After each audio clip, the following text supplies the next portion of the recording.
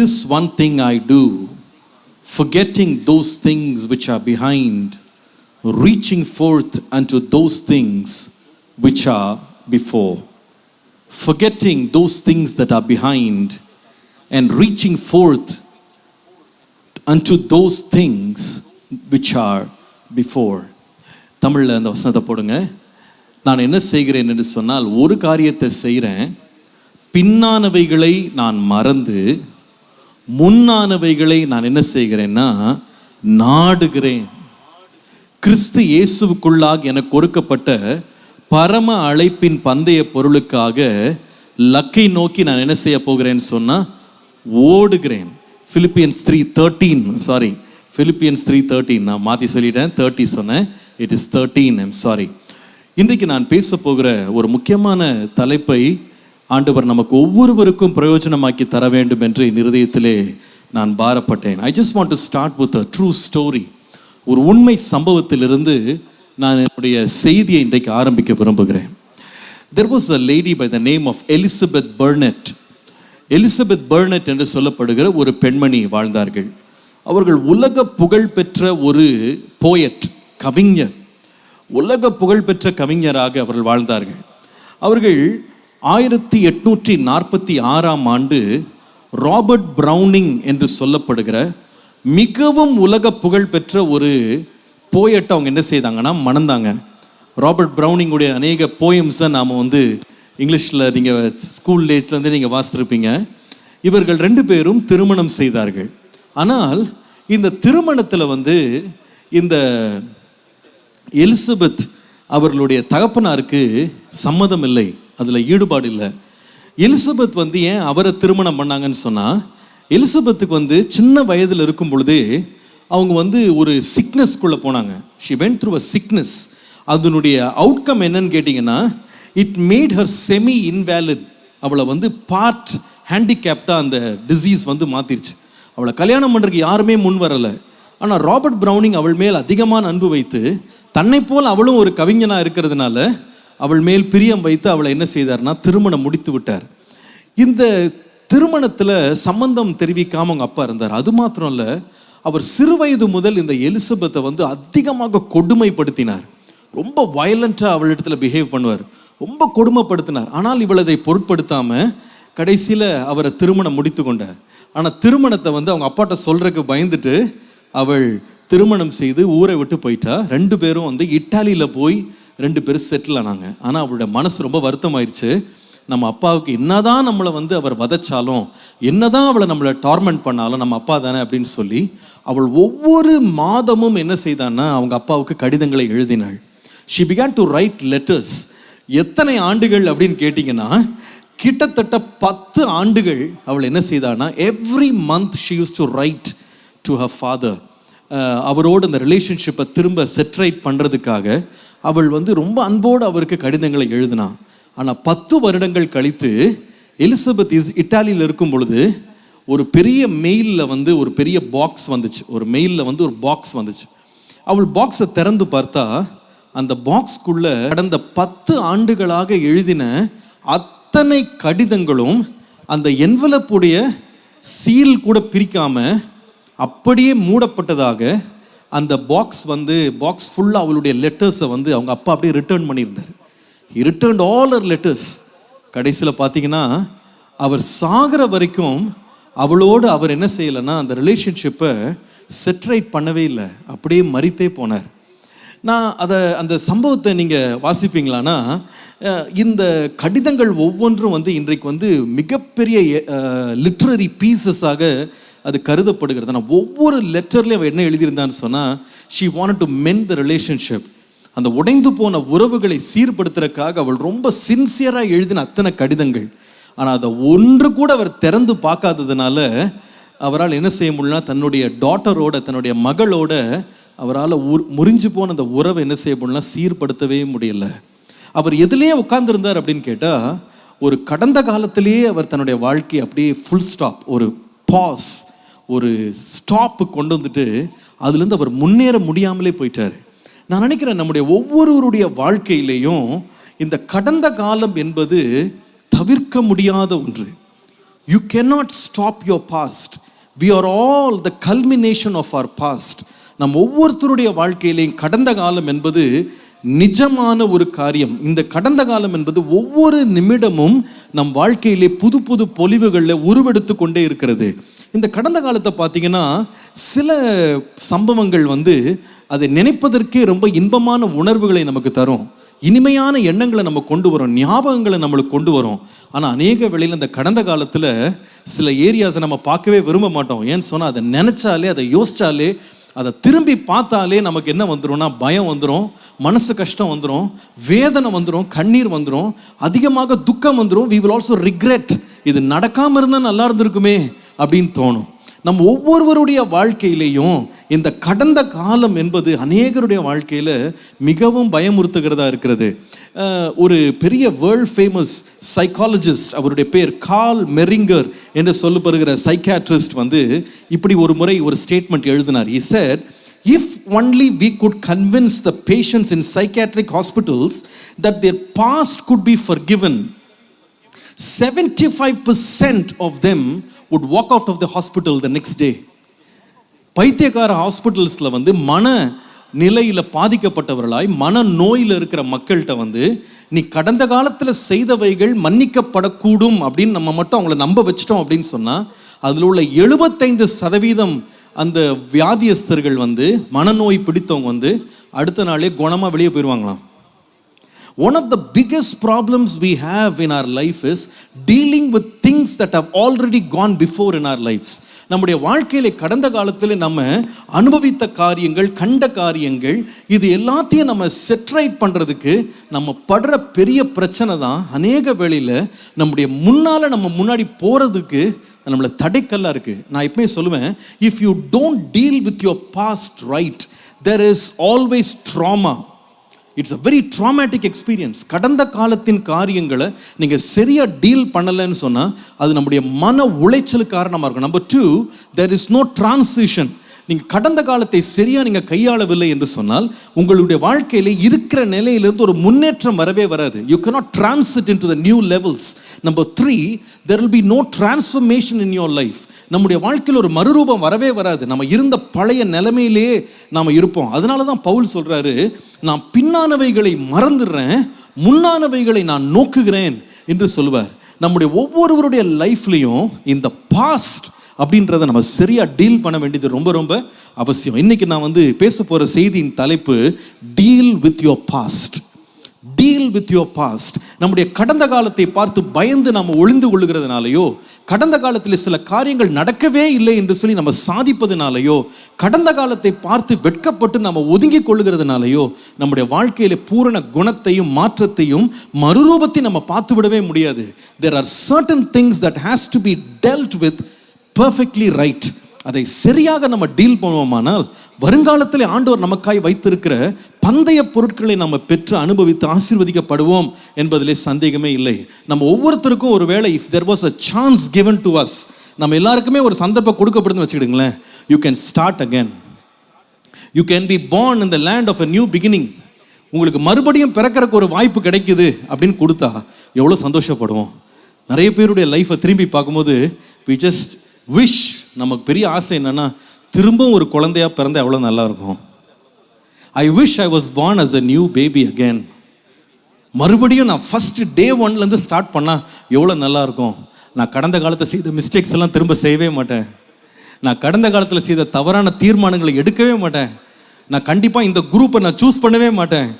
இந்த காலேஜுக்கு நான் என்ன பண்ண மாட்டேன், போவே மாட்டேன். இந்த ஃப்ரெண்டை என் வாழ்க்கையில் நான் சேர்க்கவே மாட்டேன். இந்த மாதிரி ஒரு வாழ்க்கையை நான் என்ன பண்ண மாட்டேன், வாழவே மாட்டேன். கொஞ்சம் நீங்கள் ஆழமாக யோசித்து பார்த்தீங்கன்னா all of us only wish if we could start again. இன்னொரு முறை நம்ம ஸ்டார்ட் பண்ணுற கடவுள் நம்மகிட்ட ஒரு மேஜிக் வாண்ட் கொடுத்தாருன்னு வச்சுக்கேன். If only I had the power to say, you come today evening, I'll pray for you. You will go back in your time zone to day 1. You can be born again. You can start afresh. 2019 மறுபடியும் பிறக்கலாம் அப்படின்னா ஒரு வாய்ப்பு மட்டும் கிடைச்சி வச்சுக்கோங்களேன். I think all of us will be standing in a queue. I want to start again. நிறைய பேருடைய லைஃப்பில் 15 years, 20 years, 25 years so much of regrets. I wish I did it all right from the beginning. எத்தனை பேருக்கு தெரியுமா, அந்த ஒரு exam முடித்த பிறகு, எழுதி முடித்த பிறகு யாருமே நமக்கு மார்க் ஷீட்லாம் பப்ளிஷ் பண்ணுறதுக்கு முன்னாடியே we only wish it was June again. திரும்பவும் ஜூன் மாதம் ஆரம்பிச்சிருந்தா அவ்வளோ நல்லா இருந்திருக்கும். ஒழுங்காக படிச்சிருந்தா நம்ம என்ன பண்ணியிருக்கலாம், இதை அழகாக முடிச்சிருக்கலாம். We always want to go back and we want to, if only we had an eraser to say, I want to just erase this past. நிறைய பேர் வீடியோ கேமில் பார்த்துருக்கீங்களா? You play it once, you fail miserably, கேவலமாக தோற்றுருவோம். ஆனால் அதில் வந்து ஒரு button இருக்கும், என்ன தெரியுமா? Restart, play again. அந்த பட்டனை பார்த்தோன்னே எவ்வளோ குளிர்ச்சியாக இருந்து தெரியுமா?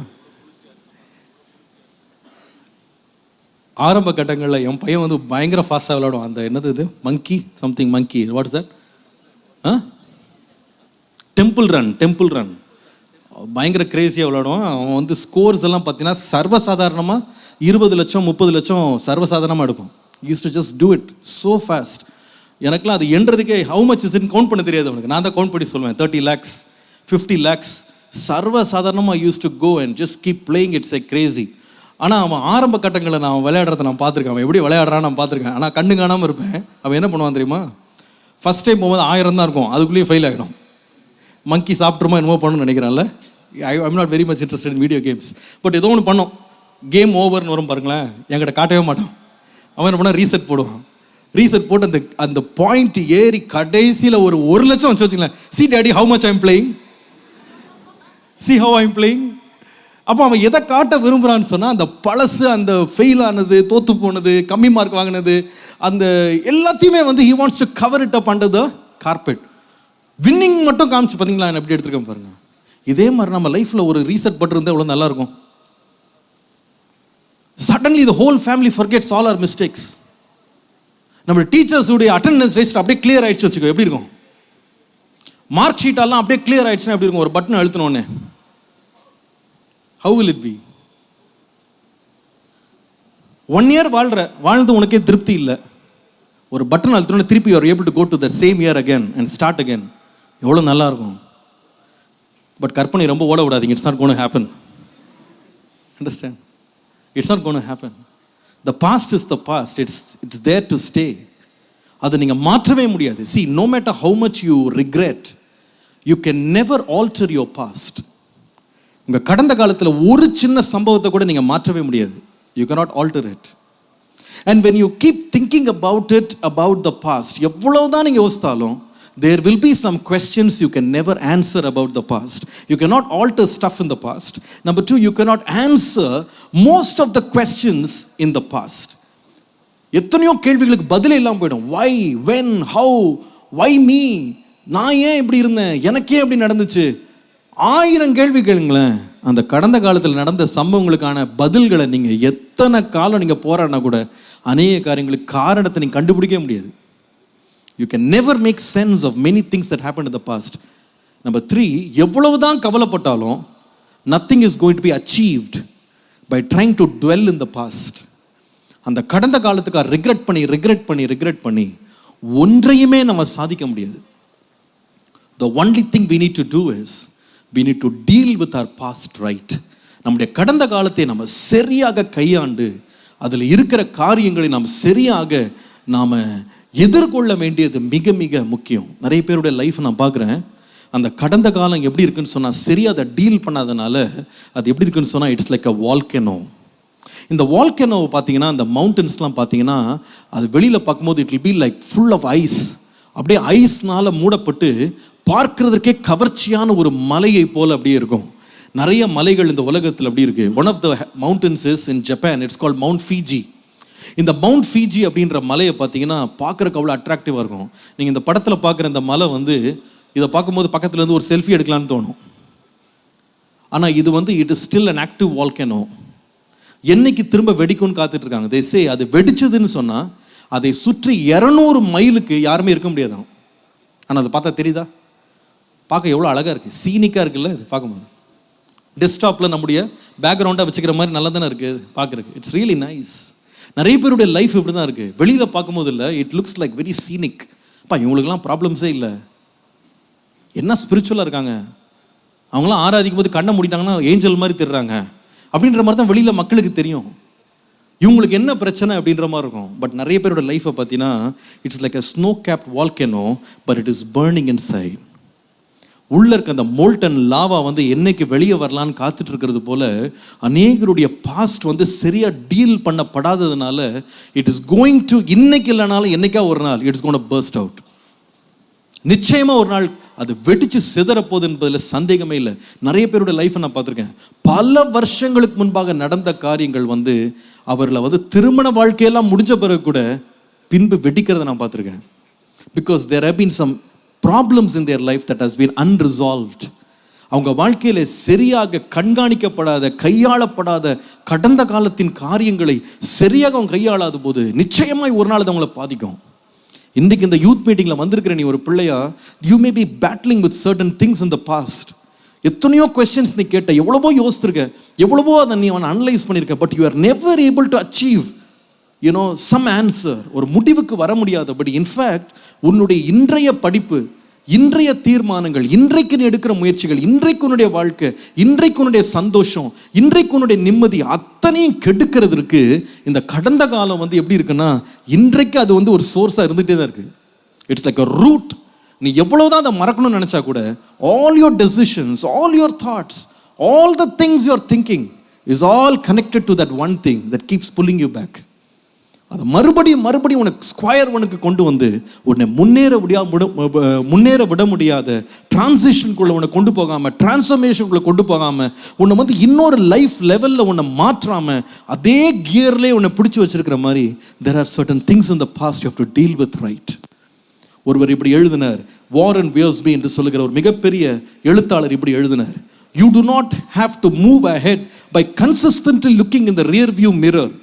The past is a rudder to guide you, not an anchor to drag you.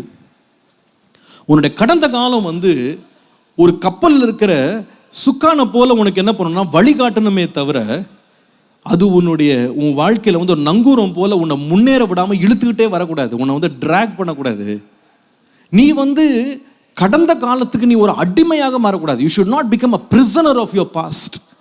எப்போ ஒரு மனுஷன் தன்னுடைய கடந்த காலத்துக்கே அவன் பிரிசனராக மாறுவான் அப்படின்னு சொன்னால் அவனுடைய கடந்த காலத்தின் அநேக பகுதிகளை அவன் சரியாக டீல் பண்ணாத போது, when they don't know how to give the right antidote, சரியான மெடிசன் அது கொடுத்து அதுலேருந்து ஒரு ஹீலிங், அதுலேருந்து ஒரு சேஞ்ச், ஒரு டெலிவரன்ஸ் வராத வரைக்கும் you'll be stuck in the rut.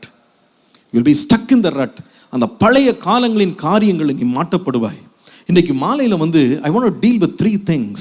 3 காரியங்கள் உங்களுடைய கடந்த காலத்தின் வாழ்க்கைகளை குறித்து நாம் சீர் செய்து, நாம் குணமடைந்து, நாம் செட்ரைட் பண்ண வேண்டிய 3 பகுதிகளை கர்த்தருடைய இருதயத்தில் ரொம்ப ஆழமாக பதித்தார்.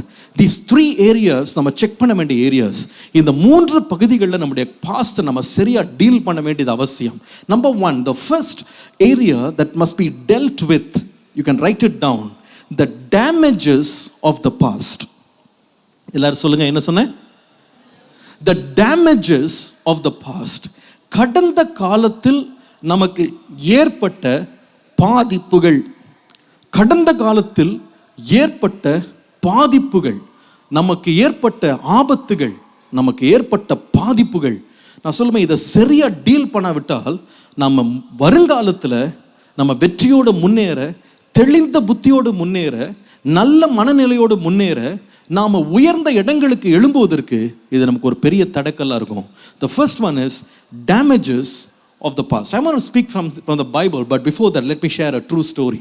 ஒரு உண்மையான கதையை உங்களுக்கு நான் சொல்கிறேன். In the year 2003, February 1, there was this amazing technological machine called Columbia. Columbia அப்படின்றது வந்து ஒரு அழகான ஒரு ஸ்பேஸ் ஷட்டில். இது பூமியிலிருந்து சயின்டிஸ்டை வந்து இன்டர்நேஷ்னல் ஸ்பேஸ் ஸ்டேஷனுக்கு எடுத்துகிட்டு போகிற ஒரு மிக ஹைலி டெக்னாலஜிக்கல் ஒரு ஸ்பேஸ் கிராஃப்ட். நாங்கள் வந்து 3 years முன்னால் when we went to I think it was Ohio, அங்கே வந்து we went to the NASA museum. அப்போ வந்து இந்த இதை நாங்கள் பார்த்தோம். I went inside that space craft. ரொம்ப பியூட்டிஃபுல்லாக இருந்துச்சு. அது பார்க்கும்போது சின்னதாக தெரியுது, பட் இட்ஸ் ஸோ ஹியூஜ். அவ்வளோ பெருசு அது. நம்ம இங்கே பார்க்கும்போது சாதாரணமாக சின்னதாக தெரியுது, but it is so huge. அதுக்குள்ள அவ்வளவு டெக்னிக்கலாக அவ்வளோ அட்வான்ஸ்டாக அதை செஞ்சு வச்சுருக்காங்க. We had the privilege of seeing that. இந்த கொலம்பியா அப்படின்னு சொல்லப்படுகிற இந்த ஸ்பேஸ் கிராஃப்ட்குள்ளே வந்து 7 உலகத்தின் ரொம்ப முன்னணியான சயின்டிஸ்ட் எக்ஸ்ப்ளோரர்ஸ் அதுக்குள்ளே இருந்தாங்க. இந்த இந்த விண்கலம் வந்து அழகாக இங்கேருந்து கிளம்பி ராக்கெட்ஸ் மூலமாக it went to the international space station. அது கிளம்புற நேரம் ஒரு காரியம் நடந்துச்சு. என்ன நடந்துச்சுன்னு சொன்னால், இந்த வெளியில் நீங்கள் அந்த படத்தை பார்த்தீங்கன்னு சொன்னால், அதில் வெளியில் ஒரு டேங்க் இருக்குது பார்த்தீங்களா, ஒரு ஆரஞ்சு கலர் டேங்க். இது வந்து பூஸ்டர் டேங்க்குன்னு சொல்லுவாங்க. மெயின் ராக்கெட் வந்து இந்த 2 சைடில் இருக்குது, அது வந்து பூஸ்டர் டேங்க். இந்த பூஸ்டர் டேங்க்கில் பார்த்தீங்கன்னா அதில் வந்து ஒரு சின்ன ஃபோம் இருக்குது. ஃபோம், இந்த ஃபோமுடைய சைஸ் என்னன்னு கேட்டிங்கன்னா, ஒரு சின்ன ஃபோமுடைய சைஸ் வந்து 2 inches by 1.5 inches. 2 inchesனால் இவ்வளோ பெருசு, விரலில் 2 பகுதி எடுத்துக்கிட்டீங்களேன். 2 inches by 1.5 inches இவ்வளோண்டு ஒரு சின்ன துண்டு என்ன பண்ணுச்சுன்னா, ஒரு ஃபோம், அந்த ஹீட்டை வெளியே வராமல் இருக்கிறதுக்கு ஒரு ஃபோம். அது என்ன பண்ணுச்சுன்னா, அந்த ஃபோமுடைய வெயிட் வந்து 1 kg, 1 கிலோ தான். ஒரு சுகர் பேக்கெட் மாதிரி வச்சுக்கிட்டுங்களேன். ஒரு ஃபோம் என்ன பண்ணுதுன்னு சொன்னால், இது மேலே எழும்புற நேரம் என்ன பண்ணுச்சுன்னா, அந்த டேங்க்லேருந்து கழன்று அந்த கொலம்பியா ஸ்பேஸ் கிராஃப்ட் இருக்குது பார்த்தீங்களா, அந்த ஸ்பேஸ் கிராஃப்டுடைய விங்கில் என்ன பண்ணுச்சுன்னா வந்து அப்படி தட்டுச்சு. அது வந்து அது மேலே எழும்போது எத்தனையோ பயங்கர வேகமாக கிளம்புதில்ல, அதில் வந்து விழுந்துச்சு. விழுந்த உடனே என்ன பண்ணுச்சுன்னா, அந்த கொலம்பியாவில் உள்ள அந்த சைடில் உள்ள லெஃப்ட் விங்கில் வந்து ஒரே ஒரு ஹீட் ரெசிஸ்டன்ட் டைல். நீங்கள் அந்த அடுத்த படத்தை பார்த்தீங்கன்னா, அந்த அந்த கொலம்பியாவில் நீங்கள் கீழே பார்த்தீங்கன்னா you can see all the black layer. பார்க்குறீங்களா, அந்த செங்குத்தாக இருக்கிற பிளேன் மாதிரி இருக்குல்ல, அதுக்கு கீழே வந்து பிளாக் கலர் லேயர் இருக்கா. அந்த லேயர் என்னன்னு கேட்டிங்கன்னா ஹீட் ரெசிஸ்டன்ட் டைல்ஸ். அது ஃபுல்லாக டைல்ஸாக அவங்க என்ன பண்ணுறாங்கன்னா அப்படி ஒட்ட வச்சுருக்காங்க. இது மேலேருந்து கீழே வரும்போது அந்த சூடு தாங்கிறதுக்காக அந்த டைல்ஸை ஒட்டியிருக்காங்க. இந்த டைல் மேலே அது பட்ட உடனே என்ன பண்ணுச்சுன்னா, ஒரே ஒரு டைல், ஒரு சின்ன டைல் அப்படியே கழண்டு விழுந்துருச்சு கீழே. ஆனால் நேராக போய் இன்டர்நேஷ்னல் ஸ்பேஸ் ஸ்டேஷனில் போய் சேர்ந்துருச்சு. சேர்ந்ததுக்கு அப்புறமா அங்கே எவ்வளோ நாள் அங்கே தங்கி இருக்கிறாங்க, எல்லா எக்ஸ்பெரிமெண்ட்லாம் பண்ணுறாங்க. அவங்க திரும்பி பூமிக்கு வரணும். வர நேரம் எல்லா எக்ஸ்பெரிமெண்ட்டும் வீடியோஸ்லாம் பார்த்து அனலைஸ் பண்ணி என்ன சொன்னாங்க தெரியுமா, இந்த சின்ன டேமேஜ் ஒன்றுமே ஆகாது, நத்திங் வில் ஹேப்பன். அதில் வந்து 3000 டைல்ஸ் ஒட்டியிருந்தாங்க. எத்தனை? 3000 டைல்ஸ், ஹீட் ரெசிஸ்டன்ட் டைல். அந்த 3000 டைலில் எத்தனை தான் விழுந்துச்சு? ஒன்னே ஒன்று. It's not much, it's not 10%, it's not even 1%. ஒரே ஒரு டைல் தான் விழுந்துச்சு. அவங்க என்ன சொன்னாங்க தெரியுமா, இதெல்லாம் ஒன்றுமே ஆகாது அப்படின்னா. அதனால they gave the go and said you can come down, not a problem. அந்த 7 பேரும் அந்த ஸ்பேஸ் கிராஃப்டில் அன்றைக்கி ஏறினாங்க, அந்த ஷட்டிலில் ஏறினாங்க. they were coming down to earth. அவங்க கீழே வந்துட்டு இருக்கும்போது அமெரிக்காவில் உள்ள நிறைய ரெசிடென்ட்ஸ் வந்து அன்னைக்கு அந்த ஸ்பேஸ் ஷட்டில் வந்து திரும்ப இறங்க போகுதுன்றதுக்காக எல்லாரும் வெளியில் வந்து வானத்தை பார்த்துட்டே இருந்தாங்க. ஆனால் வானத்தை பார்க்கும்போது they saw this very bad sight. அது என்னன்னு கேட்டிங்கன்னா, அவங்க கண்களுக்கு முன்பாக அந்த ஸ்பேஸ் ஷட்டில் அப்படியே தீப்பிடித்து எரிந்து அப்படியே சுக்கு நூறாய் உடைகிறதை அவங்க பார்த்தாங்க. அதில் உடைஞ்சு நொறுங்கி மரித்து போன 7 பேரில் ஒருத்தர் தான் Indian Kalpana Chawla. One of the greatest disasters in space. அந்த 7 பேரும் கருகி மரித்து போனாங்க, பாடிஸ் கூட கிடைக்கல. அவ்வளோ ஹைட்லேருந்து அப்படியே டிஸ்இன்டிகிரேட்டட் அஸ் ஆஷ், அப்படியே சாம்பலாக மாறிட்டாங்க. நான் யோசித்து பார்த்தேன், இவ்வளோ பெரிய ஏர்கிராஃப்டில், இவ்வளோ பெரிய டெக்னாலஜிக்கல் அட்வான்ஸ்மெண்ட்டில் 3000 டைலில் டேமேஜ் வந்து ஒரே ஒரு டைல் தான். ஆனால் வந்த வேகத்தில், யாரும் எதிர்பாராத நேரத்தில் the whole piece of equipment got disintegrated. அப்படி நொறுங்கி போய் கீழே வராமல் போயிடுச்சு. நான் இதை பேசும்போது எனக்கு ஒன்று தெரியும், நிறைய யங் பீப்புளோட லைஃப்பில் வந்து sometimes the damage is not too much. அது வந்து பயங்கர டேமேஜ்லாம் கிடையாது. அந்த டேமேஜ் வந்து it is very very small. It's actually a small piece of your life that got damaged. கடந்த காலத்தை நிறைய பேர் திருப்பி பார்க்கும்போது அந்த டேமேஜ் வந்து ரொம்ப சின்னது. ஆனால் அந்த டேமேஜ் இருக்குது பார்த்தீங்களா, அது நம்முடைய லைஃப் ஜேர்னியில் இன்னைக்கு இல்லாட்டி கூட சரியாக அதை நீங்கள் அட்டென்ட் பண்ணி அதை டீல் பண்ணாவிட்டால் பல வருடங்கள் கழித்து கூட ஒருவேளை ஒரு பயணம், ஒரு லெக் ஆஃப் த ஜேர்னி உங்களுக்கு எந்த எஃபெக்ட்டுமே இருக்காது. But there are times at the latest stages of your life it can still cause so much of pain and anguish. நான் அடிக்கடி இந்த டேவிடுடைய லைஃப்பை நான் யோசித்து பார்ப்பேன். டேவிடுடைய லைஃப்பை பார்த்தீங்கன்னா நம்ம பொதுவாக அவரை யாராக பார்க்குறோன்னா, we see him as a singer, we see him as a psalmist, we see him as a king, we see him as a great shepherd, we see him as a hero. அப்படி தானே? டேவிட்ன்ற பேர் வைக்கிற நம்ம எல்லோரும் ரொம்ப இஷ்டம். டேவிடுடைய வாழ்க்கையை நினச்சாலே ரொம்ப சந்தோஷமாக இருக்கும் நம்மளுக்கு. தாவீதை போல நடனமாடி என்ன பண்ணுவேன், அப்பாவை ஸ்தோத்திரிப்பேன் பாட்டு கூட பாடுவோம். We love David. டேவிட் வந்து த கிங் ஆஃப் இஸ்ரேல். இன்னைக்கு வரைக்கும் டேவிட் வந்து is a hero for Israel. ஆனால் நீங்கள் டேவிடோட லைஃப்பை கொஞ்சம் நீங்கள் டீப்பாக கொஞ்சம் நீங்கள் அனலைஸ் பண்ணீங்கன்னு சொன்னால், I found out that this man who had a damaging experience in his life in almost all 4 areas of interest. 4 வித்தியாசமான ஏரியாஸில் சின்ன வயசில் பாதிக்கப்பட்டவனாக அவன் இருக்கிறான். இந்த சம்பவங்களை நமக்கு வசனங்களை காண்பிக்க போகிறதுல வேகமாக உங்களுக்கு நான் பட்டியலிடுறேன். Number 1, he went through verbal abuse. அவன் சிறு வயதிலேயே வார்த்தைகளால் தாக்கப்பட்ட காயங்களை இந்த பையன் தான் வாழ்க்கையில் அனுபவிச்சான். யாருடைய வார்த்தைகள் அப்படின்னு கேட்டால், தன்னுடைய சொந்த குடும்பத்தார் என்ன பண்ணாங்கன்னு சொன்னால், அவனை பார்த்து சொன்னாங்க, அவன் அந்த சண்டைக்காக அவன் போய் அந்த அண்ணன்மாருக்கு சாப்பாடு கொடுக்க போகும்போது சும்மா நின்று வேடிக்கை பார்த்தானா, யார் இந்த மனுஷன், இவனை கொல்கிறவனுக்கு என்ன செய்யப்படும்னு கேட்டதுக்கு அவங்க அண்ணன்மார் வந்து என்ன சொன்னாங்க தெரியுமா, உனக்கு எவ்வளோ தைரியம் தான், நீ கொஞ்சம் ஆடுகளை விட்டுட்டு நீங்கள் வந்து வேடிக்கை பார்ப்ப, உனக்கு எவ்வளோ மன தைரியம் இருக்கும்னு சொல்லி பப்ளிக்கில் வச்சு அவனை என்ன பண்ணாங்கன்னா ஹர்ட் பண்ணாங்க. வேர்ட்ஸை வச்சு, வேர்பல் அப்யூஸ், வார்த்தைகளால் உண்டாக்கின பாதிப்பை அந்த சின்ன பையனுக்கு பப்ளிக்கில் வச்சு என்ன பண்ணாங்கன்னா அவனை எம்பாரஸ் பண்ணி அவனை ashamed. He was so ashamed. அன்னைக்கு எவ்வளோ வெட்கப்பட்டிருமா நான் பார்க்குறேன். But he was going through verbal abuse. அவன் வார்த்தைகளால் அவன் என்ன செய்யப்பட்டான்னா தாக்கப்பட்ட ஒரு பையனாக நீங்கள் பார்க்கலாம். 2வது வந்து he was emotionally abused. உணர்ச்சி பூர்வமாக அவன் தாக்கப்பட்ட ஒரு பையனாக இருந்தான். உங்களுக்கு தெரியும்ல, சாமுவேல் என்கிற தீர்க்கதரிசி அவங்க வீட்டுக்கு போகிறாரு. வீட்டுக்கு போயிட்டு சொல்கிறாரு, கர்த்தர் வந்து உங்கள் வீட்டுக்கு அனுப்பியிருக்காரு, உங்களோடு சேர்ந்து நான் கர்த்தருக்கு பலியிட போகிறேன், உங்கள் பிள்ளைகள் எல்லாம் கொண்டு வாங்க அப்படின்னு சொன்னார். அவங்க அப்பா பார்த்தீங்கன்னா அத்தனை பிள்ளைங்களையும் ஃப்ரண்ட்டில் கொண்டு நிறுத்தினார். யாரை மட்டும் கொண்டு வரல, தாவீதை மட்டும் கொண்டு வரல. இன்ஃபேக்ட் ஒரு ஸ்ட்ரேஞ்சர், இவங்க வீடை பற்றி ஒன்றுமே தெரியாத ஒருத்தர் வந்து எதிர்ச்சி அவர் கேள்வி கேட்குறாரு, இன்னும் வேற யாராவது இருக்கிறாங்களா அப்படின்னு கேட்குறாரு. அப்போ அவர் சொல்கிறாரு, இன்னும் ஒருவன் இருக்கிறான், அவன் என்ன செய்கிறான்னா ஆடுகளை மேய்த்து கொண்டு இருக்கிறான். சாமுவேல் சொல்கிறாரு, அவன் வரட்டும், அவன் வர்ற வரைக்கும் நான் காத்திருக்கேன். ஜஸ்ட் கொஞ்சம் இமேஜின் பண்ணி பாருங்களேன். சாமுவேல் மாத்திரம் நான் அவன் வர்றதுக்காக வெயிட் பண்ணுறேன்னு சொல்லாமல் இருந்திருந்தா நிச்சயமாக அவங்க என்ன பண்ணியிருப்பாங்க, டேவிட் என்ன பண்ணியிருக்க மாட்டாங்க, அந்த சாக்ரிஃபைஸ்க்கு அவனை என்ன பண்ணியிருக்க மாட்டாங்க, கூப்பிட்டுருக்கவே மாட்டாங்க. He was considered as the least and the last. அவனை வந்து எப்பவுமே ஒரு செகண்ட் கிளாஸ் சிட்டிசன் மாதிரி தான் அவன் வீட்டில் ட்ரீட் பண்ணியிருக்காங்க, அவங்க அப்பாவும் இன்க்ளூடட். அது தெரிஞ்சு செஞ்சாங்களா தெரியாமல் செஞ்சாங்களா தெரியாது, ஆனால் மற்ற பிள்ளைகளுக்கெல்லாம் ஒரு விதமான ஒரு ட்ரீட்மெண்ட்டு, இவனுக்கு மாத்திரம் எப்படிப்பட்ட ட்ரீட்மெண்ட்டு, ஒரு தாழ்வான. மற்ற பசங்கள்லாம் கவர்மெண்ட்டில் வேலை செஞ்சானுங்க, எல்லாருமே ஆர்மியில் இருந்தாங்க, ஆனால் இவன் மட்டும் ஆடு மேய்ச்சதுனால அவனை ஒரு செகண்ட் கிளாஸ் சிட்டிசனாகவே ட்ரீட் பண்ணாங்க. பாருங்கள், அந்த ட்ரீட்மெண்ட் வந்து எந்த வயசில் வந்துச்சுன்னு சொன்னால் பெரிய வயசில் இல்லை, அதை ஹேண்டில் பண்ணக்கூடிய முதிர்ச்சி வரும்போது கிடையாது. when he was just a little boy, ஒரு சின்ன பிள்ளையாக இருக்கும்போதே அவங்க வீட்டில் வந்து பாரபட்சம் பார்த்தாங்க, அது affect பண்ணப்பட்டான். I believe was totally damaged in his emotions. Number 3, he was physically abused. உங்களுக்கு தெரியுமா, சின்ன பையனாக இருக்கும்போது ராஜாவுக்கு முன்னாடி போய் அவனை வாத்திய கருவி வாசிக்கிறதுக்காக அவன் அனுப்புகிறாங்க.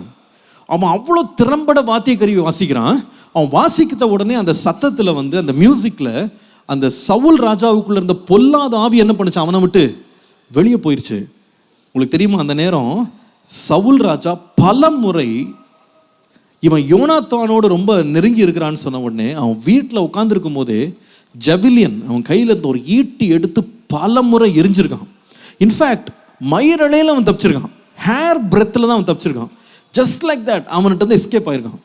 பல முறை அவனை வாளோடு சேர்த்து அவனை அடிப்பதற்காக என்ன பண்ணியிருக்கான்னா ஜெவிலியனை வச்சு ஒரு முறை இல்லை பல முறை அவனை பார்த்து என்ன பண்ணியிருக்கான், எஞ்சிருக்கான்.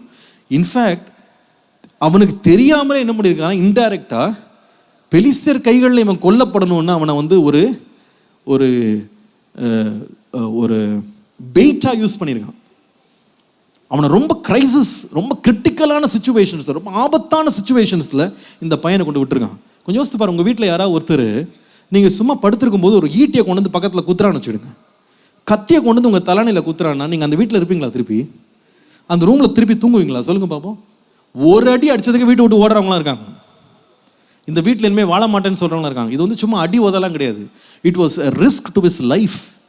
அவன் உயிருக்கே ஆபத்து கொடுக்குற அளவுக்கு, அவனை பயமுறுத்துகிற அளவுக்கு அவனுக்கு பின்னால் அவ்வளோ பெரிய ஆபத்துகள் எப்போ வந்துச்சுன்னா சார் டீனேஜர், ஒரு டீனேஜ் பையனா அப்புறம் அந்த அளவுக்கு வந்து ஃபிசிக்கல் அப்யூஸ்ட். நான் இன்னும் சொல்லுவேன், he was even sexually abused.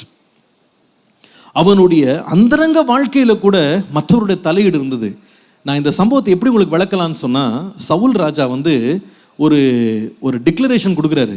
இந்த கோலியாத்தை யார் கொல்றானோ அவனுக்கு நான் என்ன பண்ணுவேன் தெரியுமா? அவனுக்கு மிகுதியான பொண்ணை கொடுப்பேன், அவனுக்கு மிகுதியான நான் ஐஸ்வர்யத்தை கொடுப்பேன், என்னுடைய பெண்ணையும் என்னுடைய மகளையும் நான் திருமணம் பண்ணி கொடுப்பேன், அது மாத்திரம் இல்லை அவங்க ஃபேமிலிக்கு வந்து லைஃப் டைம் ஃபுல்லாக டேக்ஸ் ஃப்ரீ ஆக்கிடுவேன்னு சொன்னார். இந்த பையன் ஆரம்பத்தில் கேட்டு தான் போனான், இவரை கொல்றவனுக்கு என்ன நடக்கும், என்ன கொடுப்பாங்கன்னு கேட்டு தான் போனான். ஆனால் உங்களுக்கு தெரியுமாப்பா, இவன் வந்து சொல்கிறாங்க ராஜாவுடைய பொண்ணு தான் உனக்கு கொடுப்பாங்க அப்படின்ன உடனே இவன் போய் ரொம்ப சந்தோஷமாக போய் இவன் என்ன பண்ணுறான்னா வெற்றி எடுத்துகிட்டு வர்றான். முடிவு என்ன தெரியுமா? இவனுக்கு ப்ராமிஸ் பண்ண பொண்ணை வந்து அந்த சவுல் ராஜா வேற ஒருவனுக்கு கல்யாணம் பண்ணி வச்சார். அவனுடைய பர்சனல் லைஃப்பை பார்த்தீங்கன்னா உண்மையாகவே ரொம்ப பரிதாபமான ஒரு லைஃப். நான் யோசித்து பார்க்குறேன், இந்த டேவிட் வந்து அவனுடைய லைஃப்பில் அவன் இது வந்து நீங்கள் வெளியரங்கமாக படித்தா ஒன்றுமே தெரியாது. But if you go deep into his life, அவனுடைய ஆரம்ப காலத்தை அவன் சொல்கிறான், என்னை நாயை போல நீ விரட்டுற அப்படின்னு சொல்கிறான் சவுல் ராஜாவை பார்த்து. எப்படியா நாயை போல நீ நான் நாயாப்பா, நான் என்னை நாயை போல நீ விரட்டுற. என்னை வந்து கோலியாத் வந்து என்னை பார்த்து வந்து நாயான்னு கேட்டான், உன்னை நான் வந்து வெட்டி உனக்கு நான் வந்து ஆகாயத்து பறவைகளுக்கு நான் உன்னை ஆகாரமாக போட்டுறேன்னு சொன்ன. அது எனிமி, அது செஞ்சால் பரவாயில்ல. ஆனால் என் சொந்த வீட்டார், என் சொந்த ராஜா, என் சொந்த நாட்டு மக்களே எனக்கு எதிராக வந்து என்ன பண்ணாங்கன்னா they stood against me. அவன் சொல்லுகிறான், என் கூட உட்காந்து சாப்பிட்டவன் குதிங்கால தூக்கி என் மேலே வச்சான். அவன் சின்ன வயசுலேருந்து பார்த்தீங்கன்னா more than the happy moments he went through damaging experiences physically, emotionally, verbally, sexually. Totally devastated person. அவனுடைய டேமேஜஸை வந்து நீங்கள் வாசித்தீங்கன்னா இவன் எப்படி தான் சர்வைவ் பண்ணால் நீங்கள் யோசிப்பீங்க. ஆனால் நல்லா கவனிங்க, லிசன் வெரி க்ளோஸ். இவன் இவ்வளவு டேமேஜஸ் அவன் லைஃப்பில் அக்செப்ட் பண்ணான் பார்த்தீங்களா, அவன் என்டியூர் பண்ணான் பார்த்தீங்களா. நம்ம நினைக்கிறோம் இவன் பெரிய தைரியசாலி, இவன் வந்து அமைதியாக எல்லாத்தையும் சகிச்சுக்கிட்டான்னு நம்ம நினைக்கிறோம். ஆனால் வயசான பிறகு அவன் எவ்வளவு ஹர்ட்டில் இருந்தான் அப்படின்றத வந்து வேறு விதமாக ஒரு வால்கனோ போல் வெடிச்சது தெரியுமா? உண்மையை நீங்கள் அவனை பார்த்தீங்கன்னா அவன் சொல்லுவான், கர்த்தரை நான் எனக்கு முன்னால் நிறுத்தி நோக்கி கொண்டிருக்கிறேன் அப்படிலாம் சொல்லிட்டான். அவனை பார்த்தீங்கன்னா ஒரு ஸ்பிரிச்சுவல் ஸ்டால்வாட் மாதிரி அவனை பார்த்தா தெரியுது. நீங்கள் அவனை பார்த்தீங்கன்னா அவன் வந்து கர்த்தருக்காக சங்கீதங்களை பாடினான். வெளியில் வந்து he was known as a psalmist, சங்கீதக்காரன், ஆராதனை பண்ணுறவன், கர்த்தருக்கு முன்னாடி நடனம்லாம் ஆடிட்டான். வெளியில் எக்ஸ்டர்னலாக எவ்ரிதிங் வாஸ் கோயிங் ஃபைன். ரொம்ப religious person, very very active person in church, very very pious person, religious person, வெளியில எல்லாம் நல்லா இருந்துச்சு. ஆனால் இவ்வளோ பெரிய ராஜாப்பா பல மனைவிகளை கட்டினாரு. ஆனால் அவரோட லைஃப்பை நீ பார்த்தீங்கன்னா அவன் வீட்டில் பக்கத்து வீட்டில் ஒரு பொண்ணு இருந்தாப்பா. அவன் யார் தெரியுமா? பத்ஷீபா. யாருன்னா இவனுடைய ட்ரஸ்டட் சோல்ஜர், நம்பிக்கைக்குரிய ஒரு சோல்ஜர். ஆனால் அந்த சோல்ஜருடைய ஒய்ஃபை நாசம் பண்ணான் தெரியுமா? எனக்கு யோசித்து பார்த்தேன், உன்னால் எப்படிப்பா செய்ய? நீ வந்து you can call any girl in to your palace, any young girl can become your wife. ராஜாவுக்கு வந்து உங்களுக்கு தெரியும், பைபிள் ஃபுல்லாக நீங்கள் வாசித்தீங்கன்னா அந்த காலத்து ராஜாக்கள் வந்து ஒரு அழகிய பெண் உள்ளே வந்தால் அவள் வந்து இவளுக்கு ஆபிரகாம் சொன்னார்ல, இவள் என்னுடைய சகோதரின்னாரு. உடனே கூட்டு போயிட்டான் பாருங்க அபிமெலேக்கு. ஏன்னா கிங்குக்கு வந்து இருக்கிற அழகிய பெண்கள்லாம் அவருக்கு வேணும். அவர் எத்தனை கல்யாணம் பண்ணாலும் யாரும் கேட்க முடியாது. ஏன்னா அன்னைக்கு வந்து நோ டெமோக்ரஸி. அவர் தான் ஜட்ஜு, அவர் தான் ஜஸ்டிஸ் சிஸ்டமே அவர் தான். யார் அவர் எதிர்த்து கேட்க முடியாது. அப்போ தாவீதுடைய ராஜ்யத்தில் எத்தனையோ அழகிய யங் கேர்ள்ஸ் இருந்திருக்கலாம். ஆனால் இவன் யாருக்கு பின்னாடி போனான்னு கேட்டால், ஒரு ஏற்கனவே ஒரு மேரீட் உமன், அது கூட தன்னுடைய நாட்டுக்காக சண்டை போட போன ஒரு சேவகன், உண்மையான சேவகனுக்கு வந்து துரோகம் பண்ணுறோன்னு கூட தெரியாமல் அவளை என்ன பண்ணுறான், வலுக்கட்டாயமாக அவளை நாசம் பண்ணுறான். இந்த மனுஷனா நீ யோசிப்ப.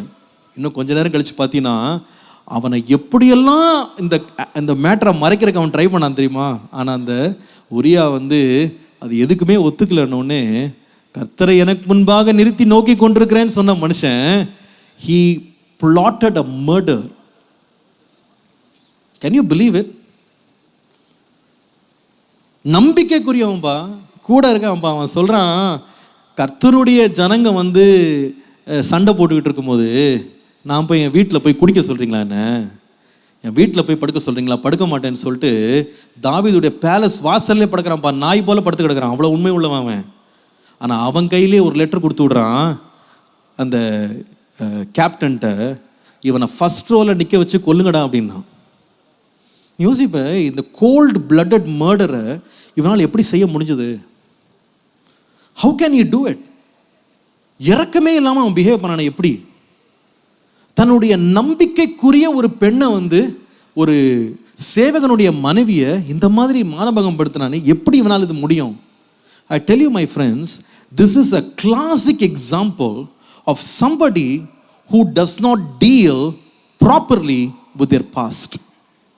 அவங்களுடைய கடந்த காலத்தினுடைய வாழ்க்கையில் நடந்த டேமேஜஸை ஒருத்தன் சரியா ஹீல் பண்ணலை, சரியா டீல் பண்ணலை அப்படின்னு சொன்னா, நிச்சயமா நான் சொல்றேன், நீ வயதான பிறகு கூட it will come back to you. நான் யோசித்து பார்த்தேன், தாவீதுடைய உள்ளத்துல ஒரு பெரிய காயம் இருந்திருக்கும்.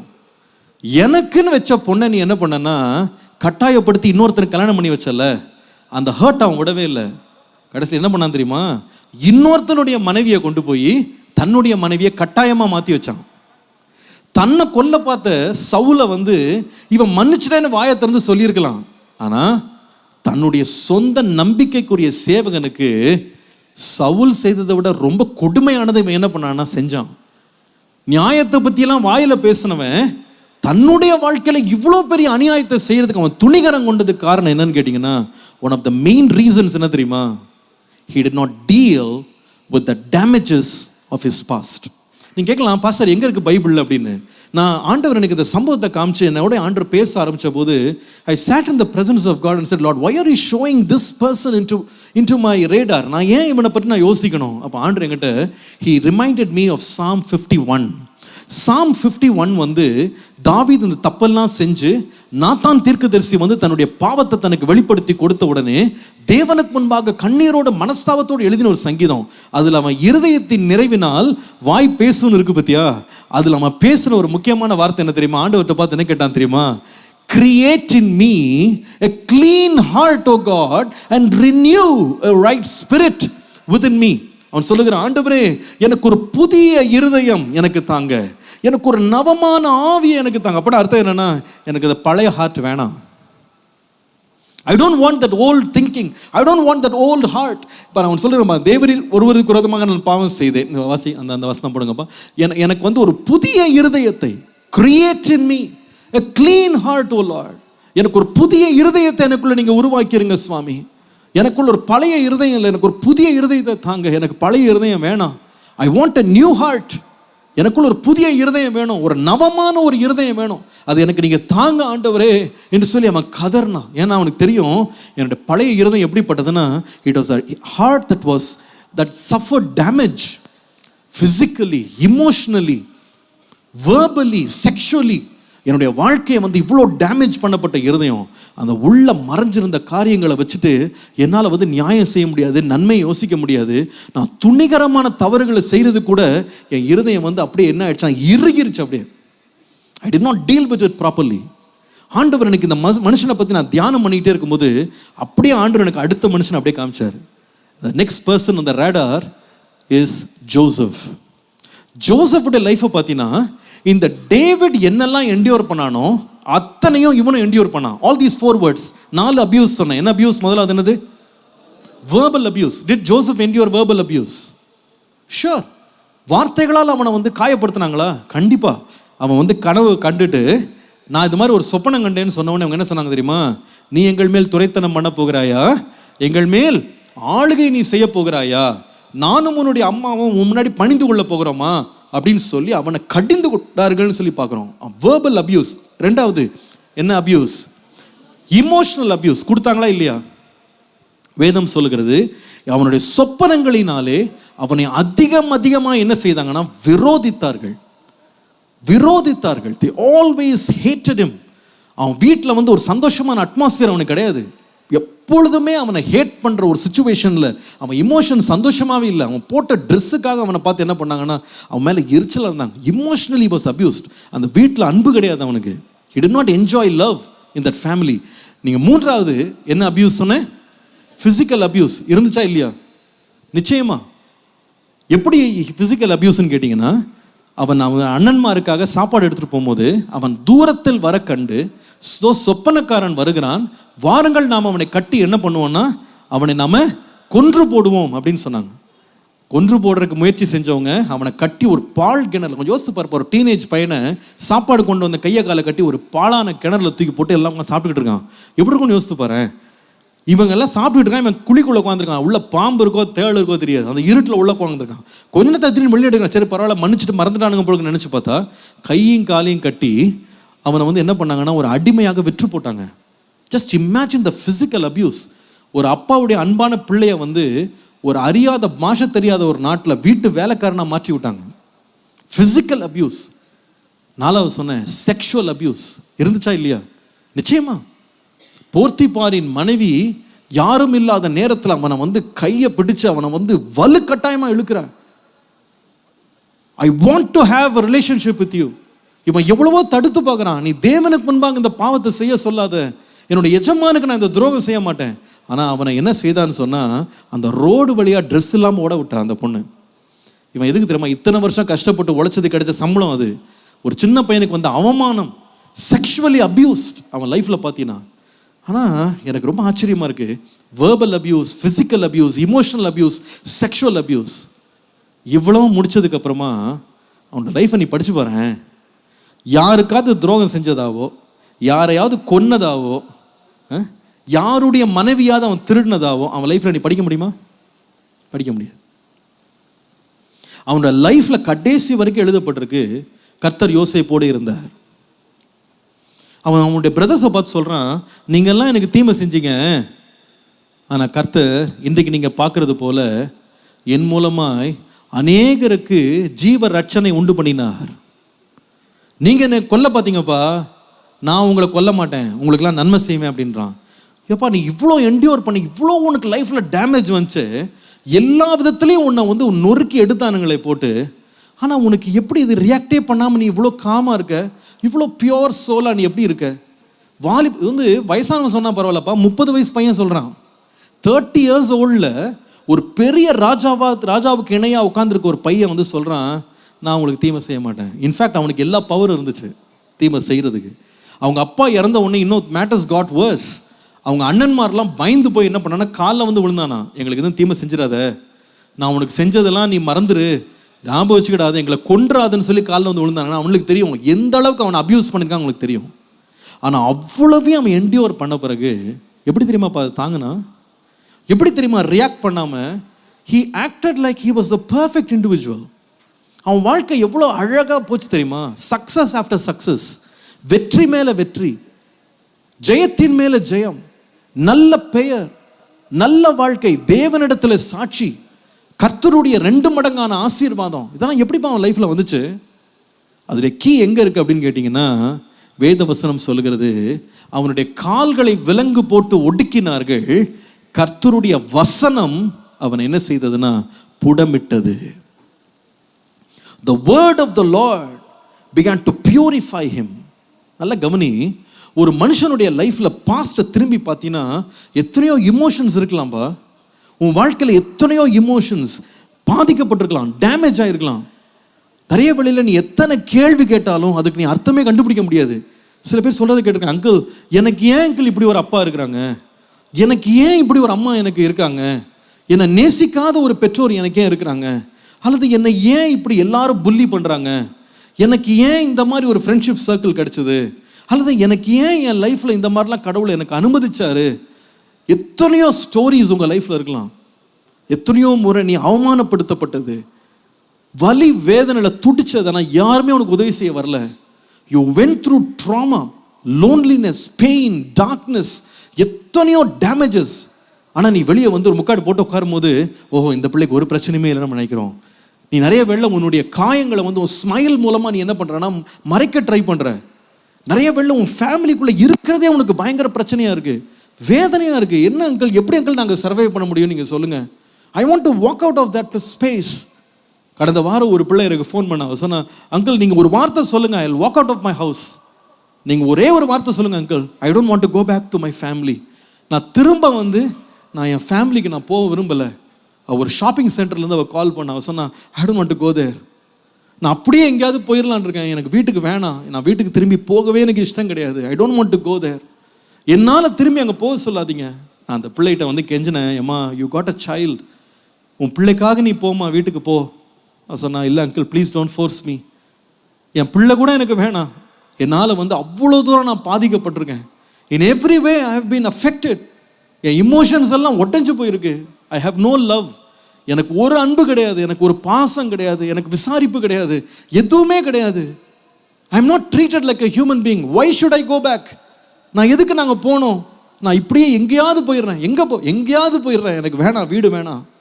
நான் சொல்கிறேன், there are some people who have gone through these damages. அடின்னு அடிச்சு, அந்த அடியெல்லாம் இன்னும் கூட அவனால் மறக்க முடியல. என்னை ஏன் இப்படி போட்டு அடித்தாங்க? ஒரு முறை ஒரு பிள்ளை வந்து என்கிட்ட சொன்னான், அங்கிள் நான் வந்து எங்கள் டேடி வந்து என்னை பயங்கரமாக அடிச்சுட்டாங்க, நான் அடிக்கும் போது கேட்டேன், நீங்கள் எதுக்கு அடிக்கிறீங்கன்னு சொல்லிட்டு அடிங்க டேடி, எதுக்கு அடிக்கிறீங்கன்னு சொல்லுங்கள். ஆனால் அவர் கடைசி வரைக்கும் சொல்லவே இல்லை. he bet him black and blue. கடைசியில் வந்து அவங்க அம்மா மூலமாக அது என்ன சம்பவம்னு அவன் கேள்விப்பட்டான், எதுக்காக அடித்தாருன்னு சொல்லி. ஆனால் உண்மை என்னன்னு கேட்டிங்கன்னா, அந்த சம்பவத்துக்கு அவனுக்கு சம்மந்தமே கிடையாது. he was not even involved with that matter. ஆனால் போட்டு அடின்னு அடித்தார். 10 வீடு கேட்குற மாதிரி சத்தம் போட்டு அவன் சொன்னான், என் தெருவில் நடக்கிற கூட எனக்கு வந்து தைரியம் கிடையாது, நான் அவமானம் என்னால் தாங்க முடியல, I don't want to go back to my house. உன்னுடைய வாழ்க்கையில் பல டேமேஜஸ் இப்படி இருந்திருக்கலாம்ப்பா, பல விதமான டேமேஜஸ். எத்தனையோ பிள்ளைகளுடைய வாழ்க்கையில் வந்து நீ வெளியவே சொல்ல முடியாத அந்தரங்கத்தில் நீ பாதிக்கப்பட்ட ஒரு பிள்ளையா இருக்கலாம். எத்தனையோ பேரை நீ ட்ரஸ்ட் பண்ணி ஒரு இடத்துல இருந்திருப்ப, but your trust was broken. இன்னைக்கு ஒவ்வொரு இரவையும் நீ பயத்திலே கழித்து கொண்டிருக்கிற ஒரு பிள்ளையா இருக்கலாம். ஆனால் how to come out of this past? நீ ஜோசஃபுடைய லைஃப்பை பார்த்தீங்கன்னா, ஆல் தீஸ் டேமேஜஸ் அவன் லைஃப்பில் இருந்துச்சு. வார்த்தைகளால் அவனை போட்டு காயப்படுத்தினாங்க, உணர்ச்சிகளை காயப்படுத்தினாங்க, அவனுடைய சரீர பிரகாரமான அவனை ஒடுக்கி அவனை காயப்படுத்தினாங்க, அவனுடைய செக்ஷுவல் லைஃபையும் அவனை காயப்படுத்தினாங்க. அவ்வளோ காயங்களையும் தாண்டி அவனால் ஏன் பிரகாசிக்க முடிஞ்சது தெரியுமா? நான் சொல்லுவேன், கர்த்தருடைய தொடுதல் அவன் லைஃப்பில் இருந்துச்சு. எந்த மனுஷனோ எந்த காரியமோ யாருமே செய்ய முடியாத வேலையை கர்த்தருடைய வார்த்தை அவன் வாழ்க்கையில் செய்தது. He had a touch of God in his life. கர்த்தருடைய வார்த்தை அவனை சந்தித்தது, அவனை குணமாக்கி ஒரு உடைந்து போக வேண்டிய பிள்ளை யாரா மாறினான்னு சொன்னா, அநேகருக்கு ஆசீர்வாதமான பிள்ளையாக அவன் மாறினான். நான் லூக்கா 10ஆம் அதிகாரம் 33 வாசிக்கும் போது இதே போல ஒரு சம்பவத்தை பார்க்குறேன். அங்கே எருசலேம்லேருந்து எரிகோவுக்கு பயணமாக போன ஒரு பையன், ஒரு வியாபாரி கள்ளர் கைகளில் அகப்பட்டவனாக குற்றுயிராக அடித்து நொறுக்கப்பட்டு விடப்பட்டிருந்தான். அந்த வழியாக லேவியன் ஆசாரியன் வந்து அவனுக்கு உதவி செய்யலை. ஆனால் ஒரு நல்ல சமாரியன் அந்த பக்கம் வந்தான். அவன் என்ன செய்தான் தெரியுமா? அவன் மேல் இரக்கம் கொண்டான், அவனுடைய காயங்களை கட்டினான், அதிலே ஒலிவ எண்ணெயையும் திராட்சை ரசத்தையும் அவனுடைய காயங்களிலே ஊற்றினான். அவனை தன்னுடைய மிருகத்தின் மேல் ஏற்றி கொண்டு போய் ஒரு சத்திரத்துக்கு அவனை கொண்டு போய் விட்டு அவனை பராமரித்து மீண்டும் வந்து உன்னை கவனிப்பேன் என்று சொல்லி அந்த நல்ல சமாரனுடைய தொடுதல் அவன் லைஃப்ல, that one man's touch brought back a wounded man back to his feet again. நான் சொல்றேன்ப்பா, இன்றைக்கு உன்னுடைய கடந்த காலத்தில் நடந்த உன்னுடைய டேமேஜஸ், உனக்கு வந்த பாதிப்புகள், காயங்கள், உனக்கு வந்த உடைவு நொறுக்கங்களுக்கெல்லாம், அங்கிள் ஏன் இப்படி நடந்துச்சு, கடவுள் ஏன் இப்படி அனுமதிச்சாரு, எப்படி இது வந்து என் வாழ்க்கையில் நடந்துச்சு, ஏன் எனக்கு மட்டும் நடக்குது, நீ 1000 கேள்வி கேட்டால் கூட you will not be able to find a reason. நியாயமாக எதையுமே நீ கண்டுபிடிக்க முடியாது. ஆனால் உன்னுடைய பாஸ்ட்டை நீ விட்டு வரணும்னு சொன்னால், நீ அதையும் தாண்டி நீ ஷைன் பண்ணுற ஒரு பிள்ளையா மாறணும் அப்படின்னு சொன்னால், the only way that you can be healed is to experience the touch of God. ஆண்டவருடைய வார்த்தையினாலே, அவருடைய திராட்சை ரசத்தினாலே, அவருடைய ஆவியினாலே நமக்கு உண்டாகிற நொறுங்குண்ட இருதயத்தை குணமாக்குகிற தேவனுடைய பிரசன்னத்தை நீ உண்மையா நீ அவருடைய தொடுதலை அனுபவிக்கிற வரைக்கும் நீ அதுலேருந்து நீ விடுதலை பெறவே முடியாது. இயேசு சொன்னார், கர்த்தருடைய ஆவியானவர் என் மேல் இருக்கிறார், தரித்திரருக்கு சுவிசேஷத்தை அறிவிக்கும்படி கர்த்தர் என்னை அனுப்பி இருக்கிறார், இருதயம் நொறுங்குண்டவர்களுக்கு நான் காயங்களை கட்டும்படி நான் அனுப்பப்பட்டிருக்கிறேன். அன்பான தம்பி தங்கச்சி, உன்னுடைய வாழ்க்கையில் கடந்த காலத்தில் நீ எவ்வளோ டேமேஜஸோடு நீங்கள் வந்திருக்கலாம். ஒரு வெளியில நீ புன்சிரிப்போட புன்முறுவலோட எல்லாம் நார்மலா இருக்கிற மாதிரி நீ நடந்துட்டு இருக்கலாம். But there is a past that you have not yet resolved. அந்த பகுதிகளை நீ ஆண்டவற்றை கொண்டு போய் ஆண்டவருடைய ஹீலிங் டச்சை நீ இதுவரைக்கும் அனுபவிக்காத ஒரு பிள்ளையா இருக்கலாம். You could have been misused, mishandled, misunderstood, mistaken, misquoted, misjudged, whatever that miss may be. எந்த பகுதியில் நீ எந்த விதமா நீ பாதிக்கப்பட்டிருக்கலாம். உன் வாழ்க்கையை டேமேஜ் பண்ண அந்த மிகப்பெரிய அந்த ஷட்டில் உள்ள 3000 டைல் போல ஒரே ஒரு டைல் மட்டும் உன் லைஃப்ல வந்து ரிப் ஆஃப் ஆயிருக்கலாம். It would have been ripped off with the damage. அந்த வார்த்தையை மட்டும் என்னால் மறக்க முடியல அங்கிள். அந்த ஒரு அடியை என்னால் மறக்கவே முடியல. அந்த அபியூஸ் என்னால் மறக்க முடியல. அந்த ட்ரீட்மெண்ட் என்னால் மறக்க முடியல. அந்த எக்ஸ்பீரியன்ஸ் என்னால் மறக்க முடியல. அந்த அந்த வே தே ஹேண்டில்டு மீ அது என்னால் மறக்க முடியல. அந்த காயத்தோடு நீ வந்திருக்கியா? ஒட்டஞ்சு நொறுங்கி போய் வந்திருக்கியா? எனக்கு ஒன்று தெரியும், உன்னை குணமாக்குகிற ஒரு ஆண்டவர் இன்றைக்கு உயிரோடு இருக்கிறார். அவருடைய கரம் மேல படுமானால் எத்தனை காயங்களையும் அவருடைய அன்பினால் அவர் ஆற்ற அவர் போதுமானவராக இருக்கிறார். நல்ல சமாரியனாக அவர் உன் அருகே வந்து நீ எத்தனை கள்ளர் கையில் அகப்பட்டிருந்தாலும் உன் காயங்களை ஆற்றி யோசேப்பை போல அந்த புழுதியிலிருந்து, அந்த குப்பையிலிருந்து, அந்த சாம்பலிலிருந்து ஆண்டவர் உன்னை எழும்ப பண்ணி பிரபுக்களோடு ராஜாக்களோடு தேவன் உட்கார செய்கிற தேவன் இன்றைக்கு உயிரோடு இருக்கிறார். ஹல்லேலூயா, ஹல்லேலூயா. புழுதியில் இருந்து தூக்கி விடுவார், குப்பையில் இருந்து உயர்த்திடுவார். புழுதியில் இருந்து தூக்கி விடுவார், குப்பையில் இருந்து உயர்த்திடுவார். பிரபுக்களோடும் ராஜாக்களோடும் உட்கார செய்பவர் எனக்கு உண்டு. பிரபுக்களோடும் ராஜாக்களோடும் உட்கார செய்பவர் எனக்கு உண்டு. இந்த பாடல் இன்னொரு முறை பாடலாமா? இன்னைக்கு நீ ஒரு புழுதியில் உட்கார்ந்துருக்கலாமா? நான் இந்த வார்த்தையை சும்மா பேசல, ஏதோ நேரத்தை போக்குறதுக்கு பேசல. ஆவியானவர் என்ன இன்னைக்கு ஞாபகப்படுத்தினார். இன்னைக்கு இந்த கூட்டத்தில் உட்கார்ந்து இருக்கிற ஒரு சில பிள்ளைங்க, your life is totally damaged. அந்த ஒரு tail, emotional, physical, verbal, sexual, ஒருத்தட்ட கூட நீ ஷேர் பண்ணதில்லை. But that one thing is creating a ruckus.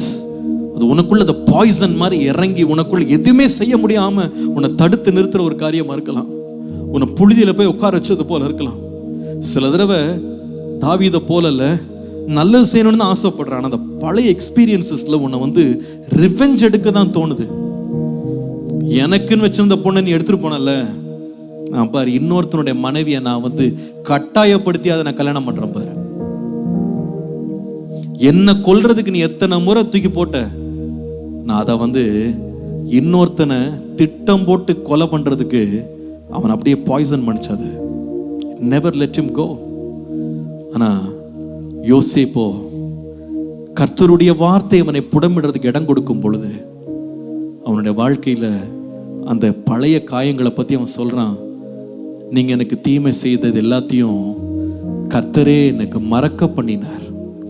நான் சொல்றேன், அந்த healing touch can come only from Jesus. நீ எத்தனை ராத்திரி நீ அழுதாலும், எவ்வளவு மனசை குழப்பிக்கிட்டாலும், நீ எத்தனை questions கேட்டாலும், you can never get back to normal. Only Jesus can heal you. His love can heal you. His word can touch you and purify your heart. எனக்கு தெரியும், இன்னைக்கு நான் பேசிட்டு இருக்கும் போதே நிறைய பேர் your mind and your memory goes back to many years. Uncle, that night is an unforgettable night. That day is an unforgettable day.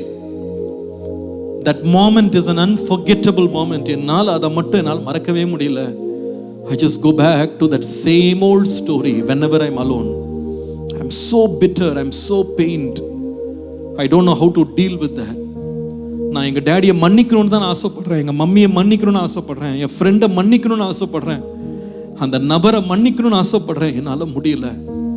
I am reminded again and again. அதை நான் திரும்ப என்னுடைய மெமரியில் அதை நான் ரீலிவ் பண்ணும்போது ஐ loose interest in my studies.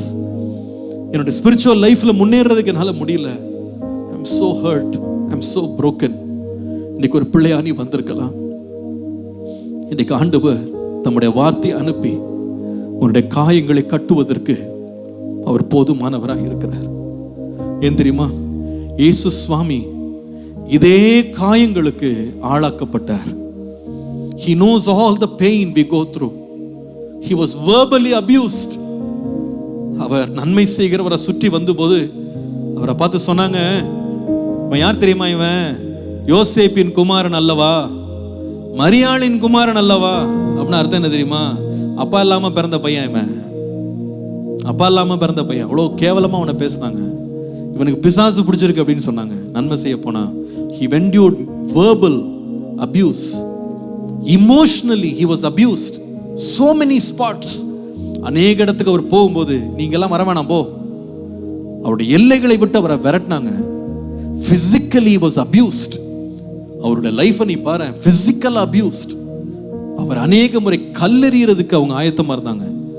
மேல ஒரு குன்றில் போய் தள்ளி விடுவதற்கு ஆயத்தமா இருந்தாங்க. இன்ஃபேக்ட் அவரோட லைஃப் முடியும் போது பார்த்தீங்கன்னா அவர் செய்யாத குற்றத்துக்காக கால்களிலும் கைகளிலும் ஆணி அடிச்சு உலகத்திலே கண்டுபிடிக்கப்பட்ட மிகப்பெரிய கொடுமையான தண்டனை அவருக்கு கொடுத்து தலையில முள்முடியை சூட்டி ஒரு கோலை வச்சு தூக்கி தலை மேல அடிச்சு ஞான திருஷ்டியில சொல்லு, யார் அடிச்சான்னு சொல்லு, அவரை வேதனைப்படுத்தினாங்க. வாரினால் சாட்டையினால் அடிச்சாங்க. அதை வாங்கிறதுக்கு அவர் தகுதி இல்லாதவர். அவர் எந்த தப்புமே செய்யல, ஆனா அடின்னு அடிச்சாங்க. சிலுவையில் அவர் என்ன பண்ணாங்க தெரியுமா? நிர்வாணமா தொங்க விட்டாங்க. அப்படியே ட்ரெஸ்ஸே இல்லாம அவரை தொங்க விட்டாங்க.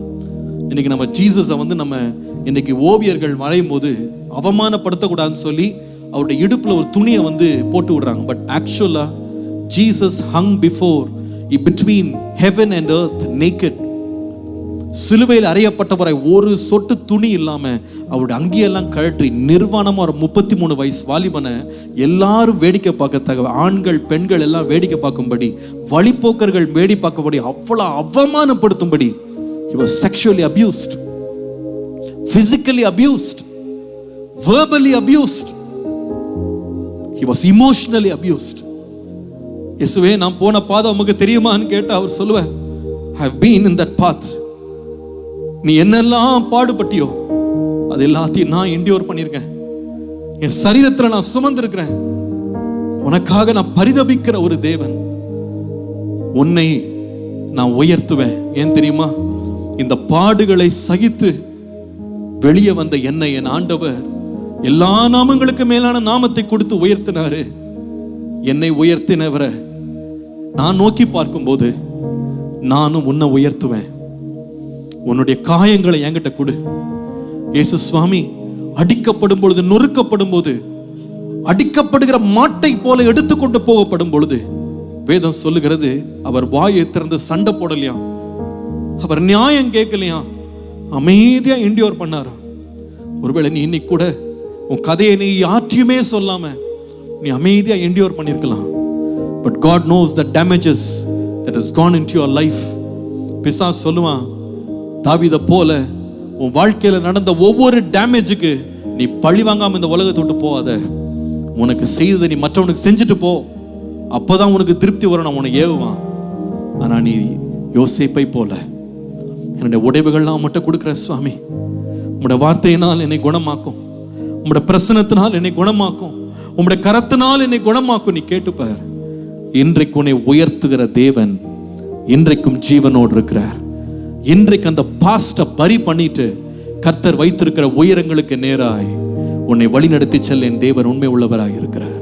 If you believe this, sing along with me. புழுதியில் இருந்து தூக்கி விடுவா, குப்பையில் இருந்து புழுதியில் இருந்து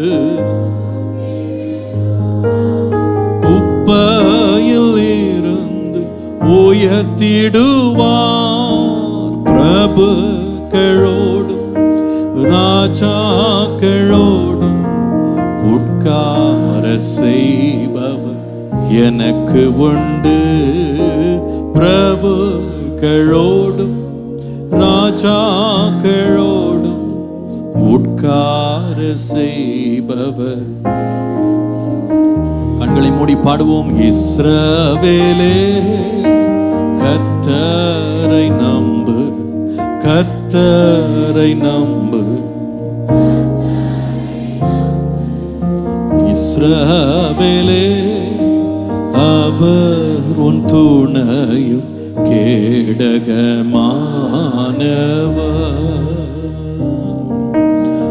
அவர் உன் துணையும் கேடகமானவர்.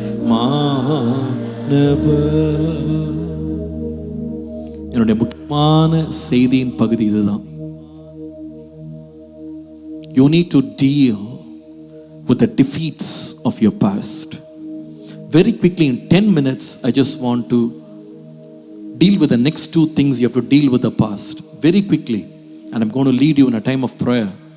The second thing you have to deal with your past. நம்முடைய வாழ்க்கையில் அன்ரிசால்வ்டு பாஸ்ட்டை வந்து நம்ம டீல் பண்ண வேண்டிய ரெண்டாவது முக்கியமான ஏரியா வந்து deal with your defeats in the past. உன்னுடைய கடந்த காலத்தில் ஏற்பட்ட தோல்விகளை நீ கரெக்டாக டீல் பண்ணணும்.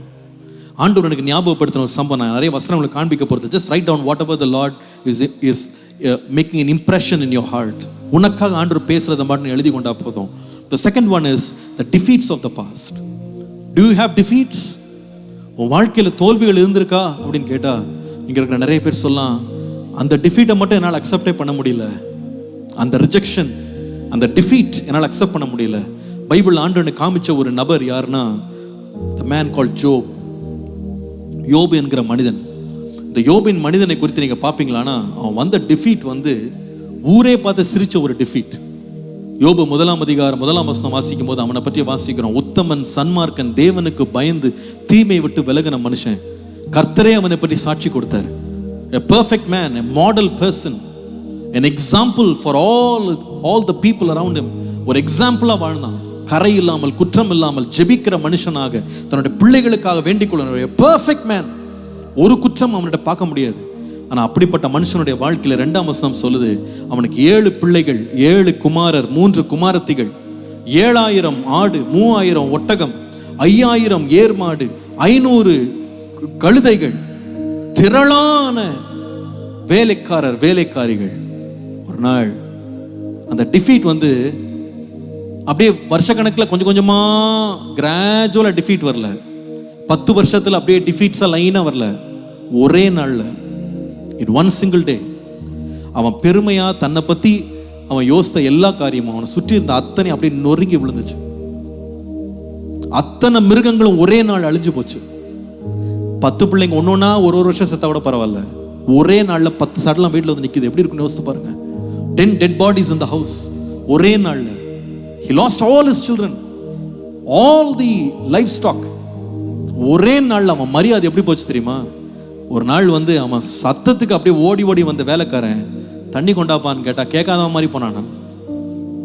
அவனோட டிஃபீட் வந்து நம்ம வந்து யாருமே நம்ம லைஃப்ல எக்ஸ்பீரியன்ஸ் பண்ணிருக்க மாட்டோம்னு நினைக்கிறேன். I don't know if there is anybody who has experienced to the scale of what Job went through.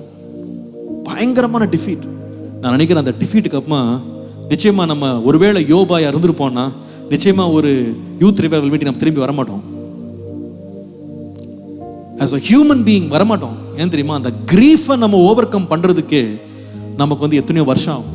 just to forget what happened. பயங்கரமான defeat.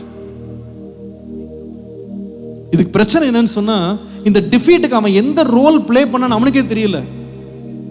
He was perfect. He did everything right. But still in the end everything worked out against him. உங்க வாழ்க்கையில் அப்படி ஏதாவது experience பண்ணிருக்கீங்களா?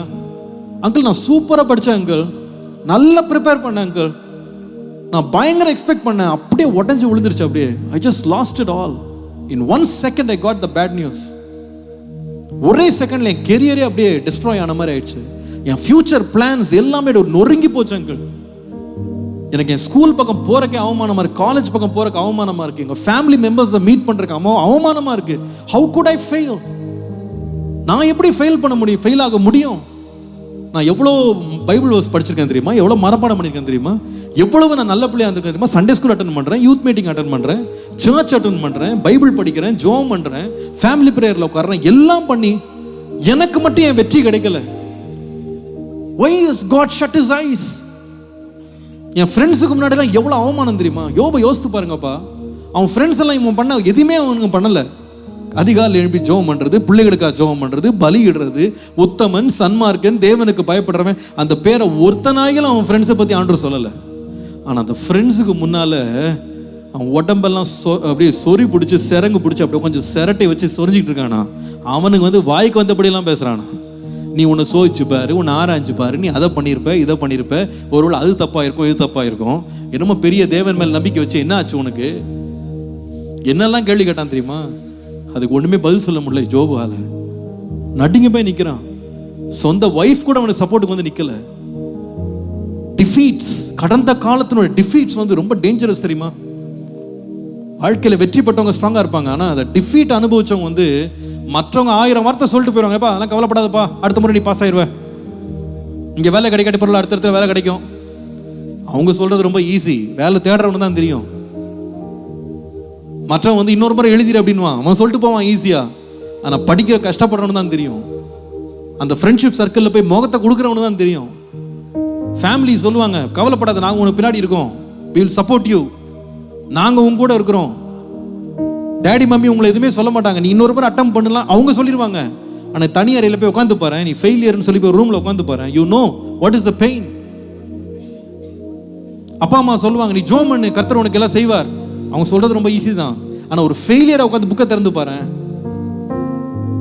வேலை கிடைக்காம நீ வீட்டுக்கு திரும்பி வந்து பாரு, you know what kind of emotions you run through. அப்படி யோசிக்கிறேன், why should I seek God? கடவுளை எதுக்கு நான் தேடணும்?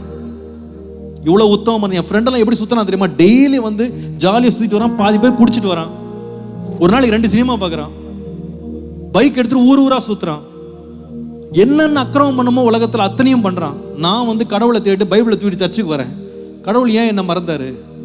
எனக்கு மட்டும் ஏன் அற்புதம் செய்யலை? ஏன் எனக்கு மட்டும் என் லைஃப் அவனுக்கு அவமானமாக நிற்க வச்சிருக்காரு? நான் எதிர்பார்த்ததெல்லாம் அவனுக்கு கிடைக்கிறது, எனக்கு கிடைக்கல. What happen to me? What is going on with my life? Where is God in all this mess? இந்த தோல்விக்கு நடுவில் கடவுள் எங்க போயிட்டாரு? What happened? உன்னுடைய வாழ்க்கையில டிஃபீட்ஸ்க்கு நடுவில் you are not able to find an answer. You are not able to make sense. நான் என்ன தப்பு பண்ணேன்? எங்க நான் குறை வச்சேன்? நான் ஜெபத்தில் குறை வச்சேனா, பைபிள் வாசியில் குறை வச்சேனா, சர்ச்சுக்கு போறதுல ஏதாவது நான் ஆப்சென்ட் ஆனா, ஃபாஸ்டிங் எடுக்காம இருந்தேனா, என்னென்ன சொல்றாங்க எல்லாத்தையும் செஞ்சுட்டு தானே இருக்கேன். நான் எல்லாம் பண்ணிட்டு இருக்கேன், ஆனா எனக்கு டிஃபீட் தானே வருது. How do I deal with this? இன்னைக்கு எத்தனை யங் கிறிஸ்டியன்ஸ் தெரியுமாப்பா, you have this question. மற்றவனுக்கெல்லாம் நடக்குது, எனக்கு ஏன் நடக்க மாட்டேங்குது? அவன் ஜோம் பண்றதில்ல, ஃபாஸ்டிங் எடுக்கிறதில்ல, அவன் சர்ச்சுக்கு போறதில்ல, எதுவுமே பண்றதில்ல, கடவுளுக்கு பயப்படுறதில்ல, பாவம் செய்யறான், அக்கிரமத்தை தண்ணி மாதிரி குடிக்கிறான், அவனுக்கு எல்லாம் நடக்குது, எனக்கு மட்டும் ஏன் நடக்க மாட்டேங்குது? நான் ஏன் அவனுக்கு அந்த ஃப்ரெண்ட்ஸுக்கு முன்னாடி போய் ஒரு டிஃபீட்டட் பர்சனா, தோற்று போனவனா, கம்மி மார்க் எடுத்தவனா, வேலை இல்லாதவனா, கஷ்டப்படுறவனா, சேட் ஸ்டோரியோட சேட் ஃபேஸோட நான் மட்டும் ஏன் போய் நிற்கணும்? அப்போ எதுக்கு தான் நான் கடவுளை தேடுறேன்? இன்னைக்கு எத்தனை பேருடைய ஃபெய்த் அப்படியே ஆடி போயிருக்கு தெரியுமாப்பா. நீ நிறைய பேர் வந்துடுறப்பா, உண்மையாக நான் சொல்கிறேன், மனசார நான் சொல்கிறேன், நிறைய பேர் யூத் மீட்டிங் வந்துடுற, ஏன்னா அப்பா அம்மா அமுச்சு விட்டாங்க உன்னை, போயிட்டு வாடா, நீ போயிட்டு வா, இன்னைக்கு போயிட்டு வா, போ, ஃப்ரெண்ட்ஸ் கூப்பிட்டாங்கன்னு வந்துடுற. ஆனால் உண்மையாக உன் மனசுக்குள்ள யூ ஆர் ஷேக்கன். அங்கே ஆனால் please tell me what is happening? How do I make sense of the defeats? ஏன் இவ்வளோ கஷ்டப்பட்டு உழைச்சு கூட, உண்மையாக இருந்து கூட நான் ஏன் அப்படி ஃபெயில் ஆகுறேன்? ஏன் இப்படி என் வாழ்க்கையில் இந்த டிஃபீட், ஒரு தோல்விக்கு அப்புறம் இன்னொரு தோல்வி வந்துட்டு இருக்க? ஏன்? கொஞ்சம் நீங்க யோபிட்ட போய் கேட்டீங்கன்னா அவன் சொல்லுவான், எனக்கு என்ன எங்க தப்பு பண்ணேன், நான் என்ன குறை வச்சேன்னு எனக்கு தெரியலங்க. எனக்கு என் கையை நான் உத்தமத்தில் போய் கழுவிட்டு இருந்தேன் நான். ஆனா எனக்கு பாரு, ஊர்லேயே அவமானமாய் போச்சு. பொல்லாதவெல்லாம் நல்லா இருக்கான், அவன் வீட்டில் எந்த அழிவும் கிடையாது, என் வீடு தான் அப்படி நொறுங்கி போச்சு. மற்றவன் பிள்ளைலாம் நல்லா இருக்கான், என் பிள்ளை மேலே தான் பில்டிங் இடிஞ்சு விழுந்துச்சு. மற்றவன் கேட்குற கேள்விக்கெல்லாம் எனக்கு பதில் சொல்ல முடியல. இன் த மிட்ஸ்ட் ஆஃப் டிஃபீட்ஸ், யோபு இவ்வளோ டிஃபீட்டுக்குள்ளே போனோம்ப்பா. நம்மளாம் இருந்தால் அன்றைக்கே லைஃப்பை முடிச்சுட்ருப்போம், ஊரை விட்டே ஓடிட்டுருப்போம், தலைமறைவாக ஓடி இருப்போம். ஆனால் யோபு அதே இடத்துல அந்த கிழக்கத்தி புத்தர் நடுவில் அதே ஊசில் நின்றுட்டு அவன் இழந்தது எல்லாத்தையும் ரெட்டிப்பாக வாங்கிட்டு அவனை கண்டுக்கிடாமல் போன அத்தனை ரிலேட்டிவ்ஸ் முன்னால் கர்த்தர் அவனுக்கு மறுபடியும் கனம் கொடுத்து மேலே தூக்கிட்டார் அவனை. அவன் ஸ்டோரி சக்ஸஸ்ஃபுல்லாக முடிஞ்சுது. எப்படி முடிஞ்சது தெரியுமா? ஆண்டு எனக்கு அந்த காரியத்தை காண்பிச்சாரு. நம்ம வசனங்களாம் நிறைய தெரியும். அவனுடைய மனைவி வந்து ஒரு முறை அவன்கிட்ட சொன்னா, நீ எதுக்கே உயிரோடு இருக்க? நீ தேவனை தூஷித்து ஜீவனை விடு. கர்த்தருடைய வசனம் சொல்லுது, in all this he did not sin with his mouth. அவன் தன்னுடைய மனைவியை பார்த்து சொல்றான், கர்த்தர் கொடுத்தார், கர்த்தர் எடுத்தார், அவருடைய நாமத்திற்கு ஸ்தோத்திரம். I hope you are following what I'm saying. When you go through damaging experiences, deal damages of the past with God's healing touch. உன்னுடைய கடந்த காலத்தில் ஏற்பட்ட பாதிப்புகளை தேவனுடைய அற்புத தொடுதலால் நீ அதை எதிர்கொள்ள வேண்டியது அவசியம்.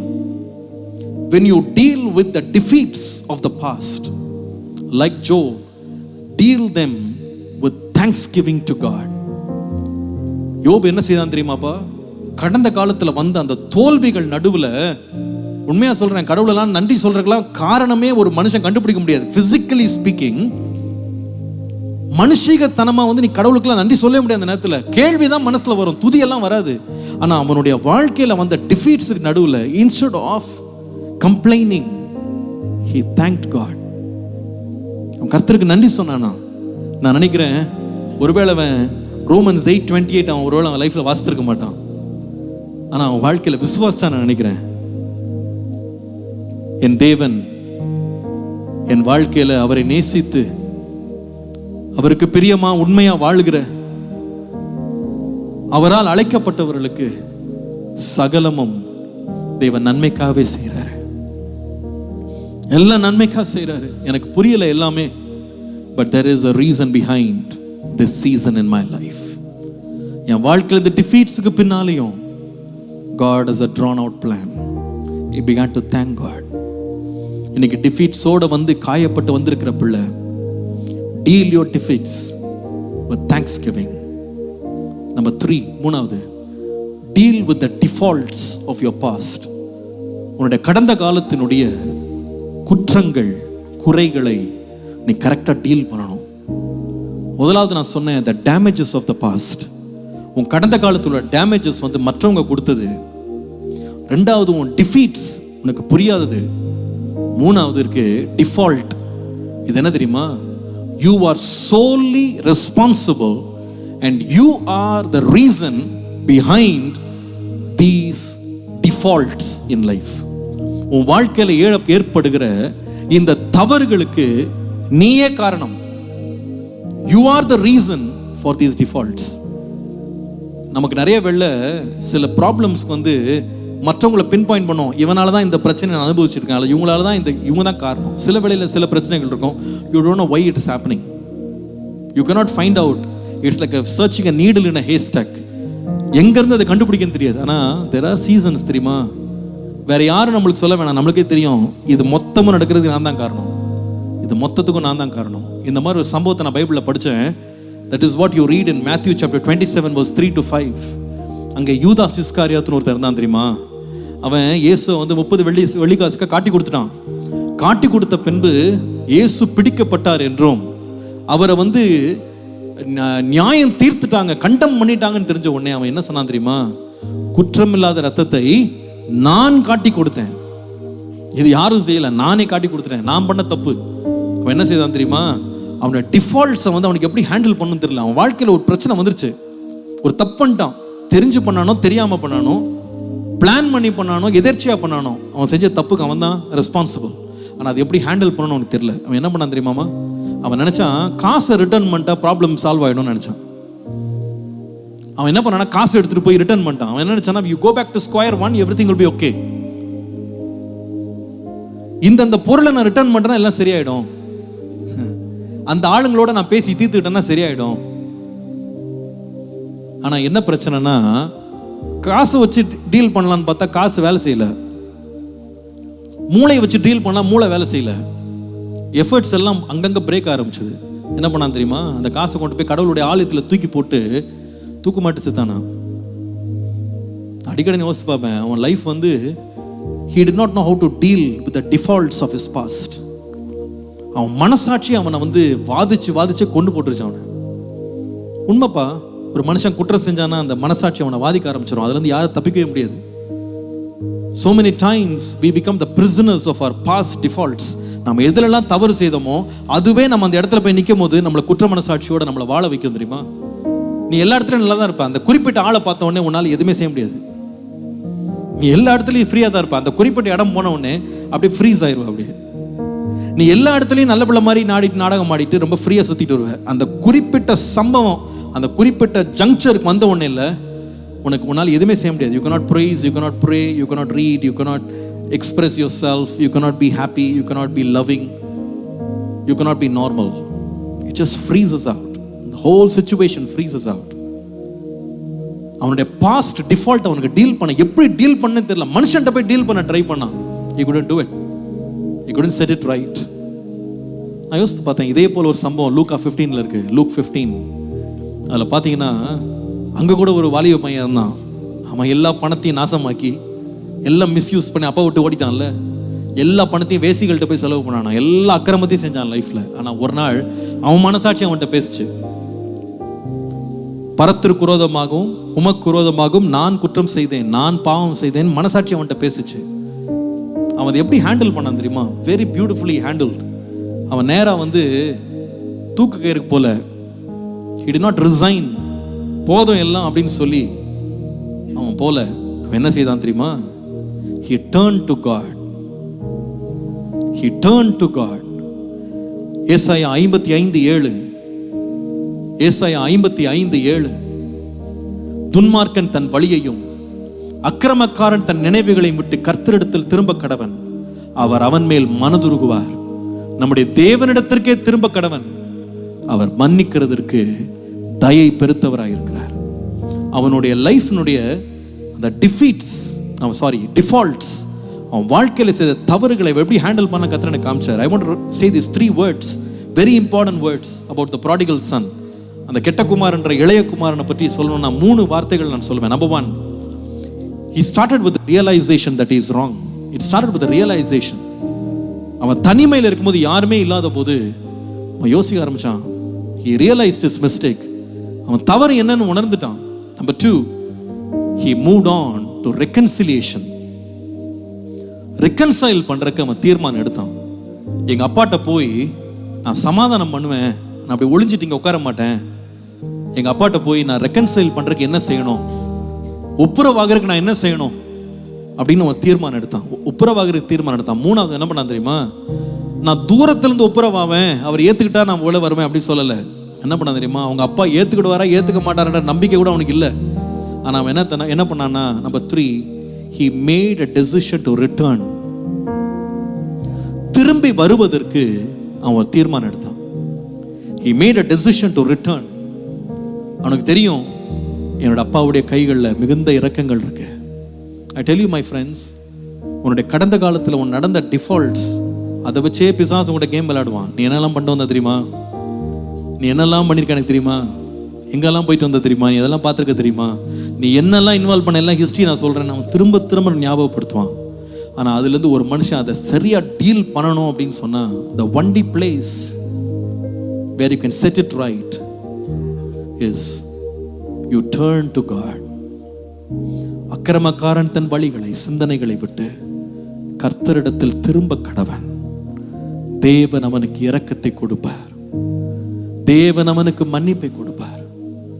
Everyone stand up in the presence of God.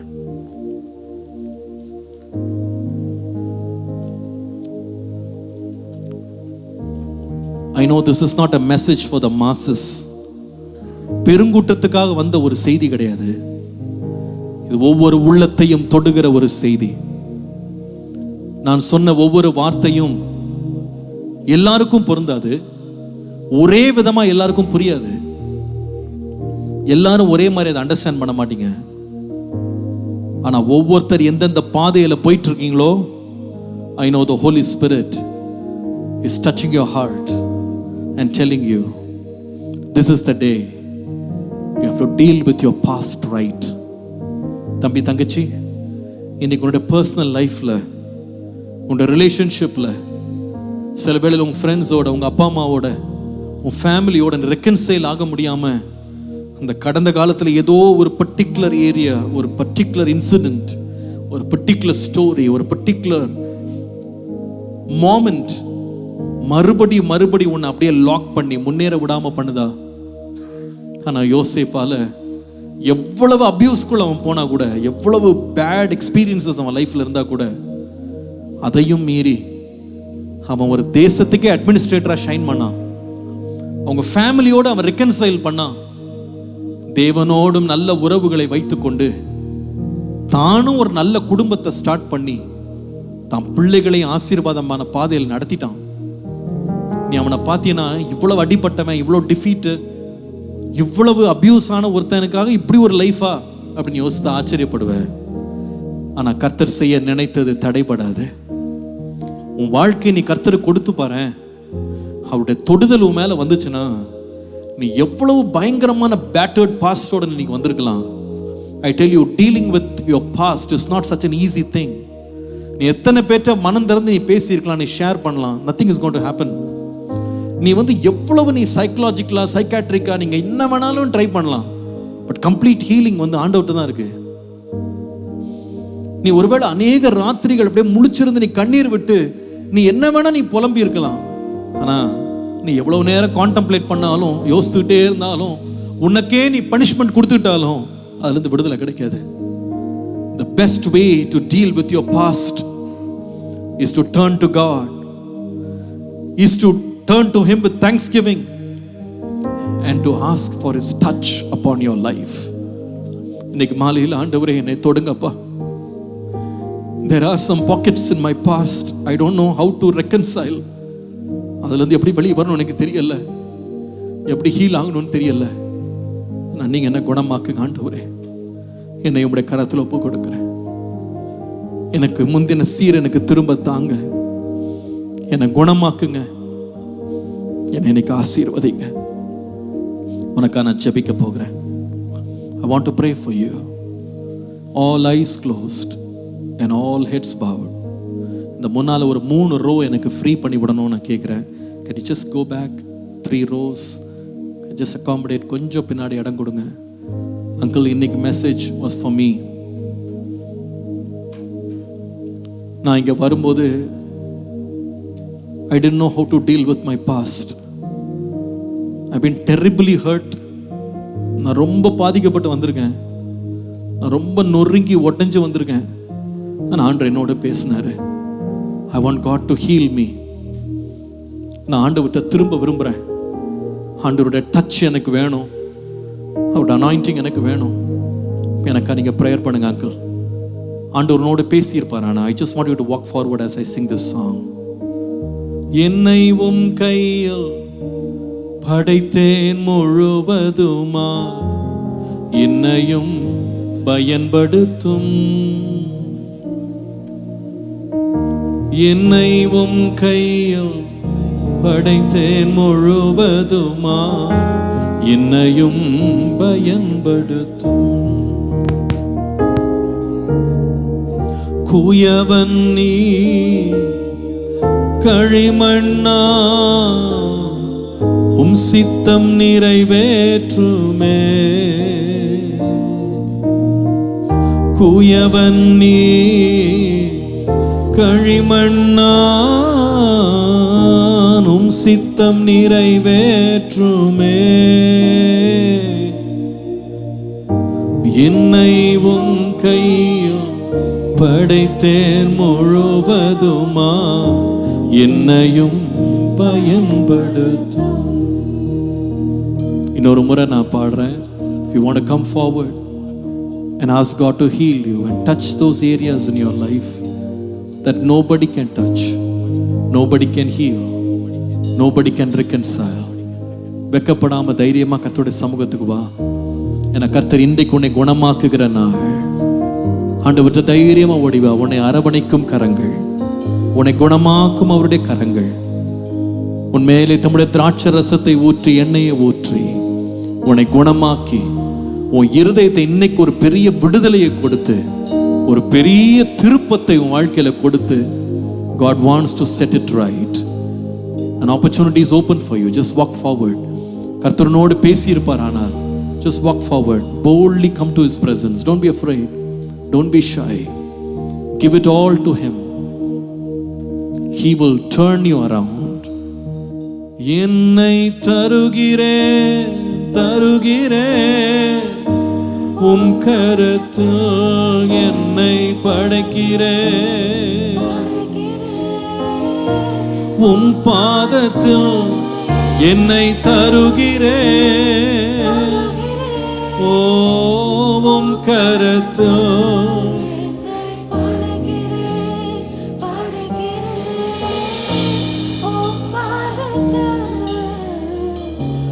உருவாக்குமே உருவாக்குமே உருவாக்குமே. கரங்களை உயர்த்தி பாடுவோம். குணமாக்குமே குணமாக்குமே குணமாக்குமே குணமாக்குமே. கரங்களை உயர்த்தி பாடுப்பா. உண்மையா சொல்லு. குணமாக்குமே குணமாக்குமே என்னை குணமாக்குமே குணமாக்குமே. உண்மையா உள்ளத்தை திறந்த ஆண்டவர்கிட்ட கேளு. என்னை குணமாக்கும் ஆண்டவரே குணமாக்குமே என்னை குணமாக்குமே குணமாக்குமே என்னை. உண்மையா உள்ளத்தை திறந்து சொல்லு. குணமாக்கும் ஆண்டவரே குணமாக்குமே. இப்பொழுது அவர் குணமாக்குவார். அவருடைய காயம் கட்டுகிற கரங்கள், அவருடைய மன்னிக்கிற கரங்கள். ஓ ரபா ஷம்பல பரபதல பந்தல ரஷந்தல். ஹோலி ஸ்பிரிட் குணமாக்குமே என்னை குணமாக்குமே குணமாக்குமே என்னை குணமா. உண்மையை அவற்றை திரும்பி வா. அவர் சொல்லுவார். குணமாக்குவே என்னை குணமாக்குமே குணமாக்குமே என்னை. குணமாக்குவேன் உன்னை. பாடுவோம். குணமாக்குவேன் உன்னை குணமாக்குவேன் குணமாக்குவேன் உன்னை குணமாக்குவேன் குணமாக்குவேன் உன்னை. ஓ நீர் மாத்திரம் போதும். பாடுவோம். நீர் மாத்திரம் போதும் நீர் மாத்திரம். அப்பா 1000 பேர் என்னை சுற்றி இருந்தாலும் என்னை குணமாக்குகிற கல்வாரி அன்புக்காக நன்றி அப்பா. ஓ இயேசுவினுடைய அன்பு உண்மையில் இப்பொழுது நிலநடுகிறது. அனைத்து காயங்களை விலக்கும்படி, உடைய தோல்விகளிலிருந்து விடுதலை ஆக்கும்படி. ஓ நீர் மாத்திரம் போதும் இயேசுவே. ஏசப்பா நீர் ஒருவர் போதும் அப்பா. நீர் ஒருவர் போதும் அப்பா எனக்கு. இயேசுவே நீர் மாத்திரம் போதும் நீர் மாத்திரம் போதும் நீர் மாத்திரம் போதும் எனக்கு. நீர் மாத்திரம் போதும் இயேசுவே. அப்பா உம்முடைய குணமாக்கும் அன்பு, உம்முடைய குணமாக்கும் அன்பு அப்பா. நீர் மாத்திரம் போதும் நீர் மாத்திரம் போதும் இயேசுவே. நீர் மாத்திரம் போதும் எனக்கு. கரங்களை உயர்த்தி நேசிக்கிறேன் நேசிக்கிறேன் உம்மை தானே என் தெய்வமே என் இயேசுவே. அவருடைய பிரசன்னம், அவருடைய முக பிரகாசம் உண்மையில் இறங்கி வருகிறது. Every hurt, every pain, God is wiping it out. God is healing it.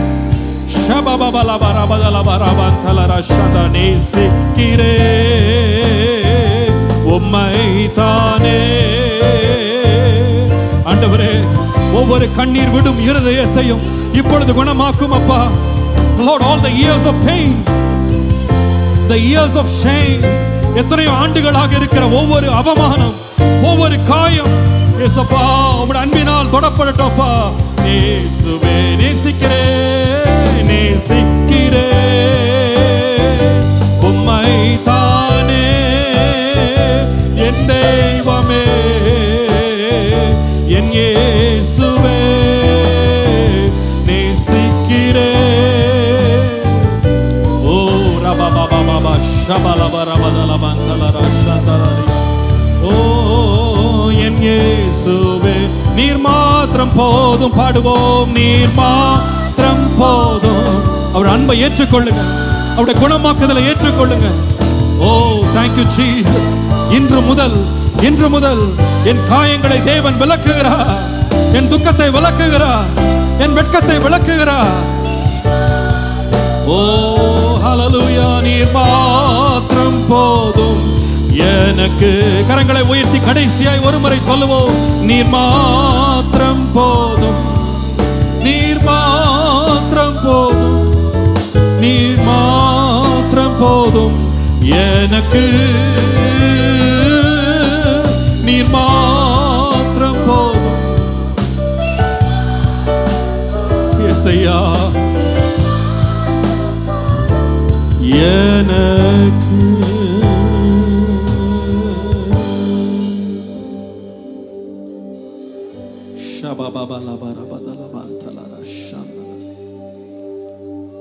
ஆண்டவருடைய வார்த்தையை ஏற்றுக்கொள்ளுங்கள். Receive his healing touch in your life right now. உடைய ஒவ்வொரு ஸ்கார், ஒவ்வொரு பெயின், ஒவ்வொரு woundல இயேசுவினுடைய ஆணி பாய்ந்த கரம் இப்பொழுது இறங்கி வருகிறது. Years of rejection, years of pain, years of shame, years of hurt, in the mighty name of Jesus இப்பொழுது உம்மேல ஆண்டவருடைய கரம் இறங்கி வருகிறது. உன் இருதயத்தில் இருந்த துக்கத்தை ஆண்டவர் எடுக்கிறார் வெளியில. ஒரு சிலருடைய உள்ளத்துல ஆழமா பாய்ந்திருக்கிற சில முட்களை ஆண்டவர் இப்பொழுது வெளியே எடுக்கிறார். There's a divine healing hand that goes way back in your life. Unresolved past issues, unresolved தீர்க்கப்படாத கவனிக்கப்படாத யாரிடத்துல நீ சொல்லாத காரியங்கள்ல, அந்த அறைகளை, அந்த ஞாபகங்கள்ல தேவனுடைய கரம் இப்பொழுது இறங்கி வருகிறது. அவருடைய ஆணி பாய்ந்த ரத்தம் சொட்டுகிற கரம் உன்மேல் இறங்கி வருகிறது. He is delivering you from that pain, from that shame, from that guilt, from that painful memory, from the trauma. இரவு பகலாக உன் மனசை குழப்பி காயப்படுத்துகிற அந்த ட்ராமால ஆண்டவர் உன்னை இப்பொழுது தொட்டு தூக்குகிறார். God is dealing with your damage with this healing touch. Right now, God is dealing with the defeats of your life by filling your heart with thanksgiving in faith. உன் வாழ்க்கையில நடந்த தோல்விகளை நினைத்து நினைத்து வருத்தப்பட்ட உன்னுடைய இருதயத்தை ஆண்டவர் நன்றியினால் இப்பொழுது நிறைக்கிறார். இப்பொழுது நீ ஆண்டவரை ஸ்தோத்திரம் பண்ண போகிற. எனக்காக யாவையும் செய்து முடிக்கிறவர், சகலவற்றையும் நன்மையாக ஆண்டவர் முடிய பண்ணுகிறார். God is helping you to deal with the defaults of your past by turning you to God. தேவனண்டை என் முகத்தை நான் திருப்புறேன், என் வழிகளை அவருக்கு நான் திருப்புகிறேன். என்னை குணமாக்க ஆண்டவரே. கரங்களை உயர்த்தி சொல்லுங்க, Lord, I receive your blessing, I receive your healing, I receive. Thank you for dealing with my past. I'm free now, I'm relieved, I'm forgiven, I'm changed. Thank you, mighty Jesus. Send these people with your peace. உம்முடைய சமாதானத்தினால் அவர்களை நிறைத்து அனுப்புங்க சுவாமி. உம்முடைய அன்பினால் நிறைத்து அனுப்புங்க. உம்முடைய சுகத்தினால் நிறைத்து அனுப்புங்க. உம்முடைய வல்லமையினால் இடைக்கட்டி அனுப்புங்க. இயேசுவின் நாமத்தில் பிதாவே, ஆமென். அன்பான நேயர்களே, இந்த ஆராதனை உங்களுக்கு ஆசீர்வாதமாய் அமைந்தது என்று நாங்கள் விசுவாசிக்கிறோம். மேலும் எங்கள் ஆராதனைகளை நீங்கள் காண விரும்பினால் ஏசிஏ ஆவடி என்ற யூடியூப் சேனலில் சப்ஸ்கிரைப் செய்யும்படி கேட்டுக்கொள்கிறோம். மற்றும் இந்நிகழ்ச்சியின் மூலம் நீங்கள் பெற்றுக்கொண்ட ஆசீர்வாதங்களை எங்களோடு பகிர்ந்து கொள்ளுங்கள். உங்களுடைய தெளிவான முகவரி மற்றும் தொலைபேசி எண்ணோடு சேர்த்து எழுதி அனுப்ப வேண்டிய இமெயில் அட்ரஸ் acaavadi@gmail.com. மற்றும் உங்கள் ஜெப தேவைகளுக்கு எங்களை தொடர்பு கொள்ள வேண்டிய தொலைபேசி எண் 9380417774. கர்த்தர் தாமே உங்களை ஆசீர்வதிப்பாராக. ஆமேன்.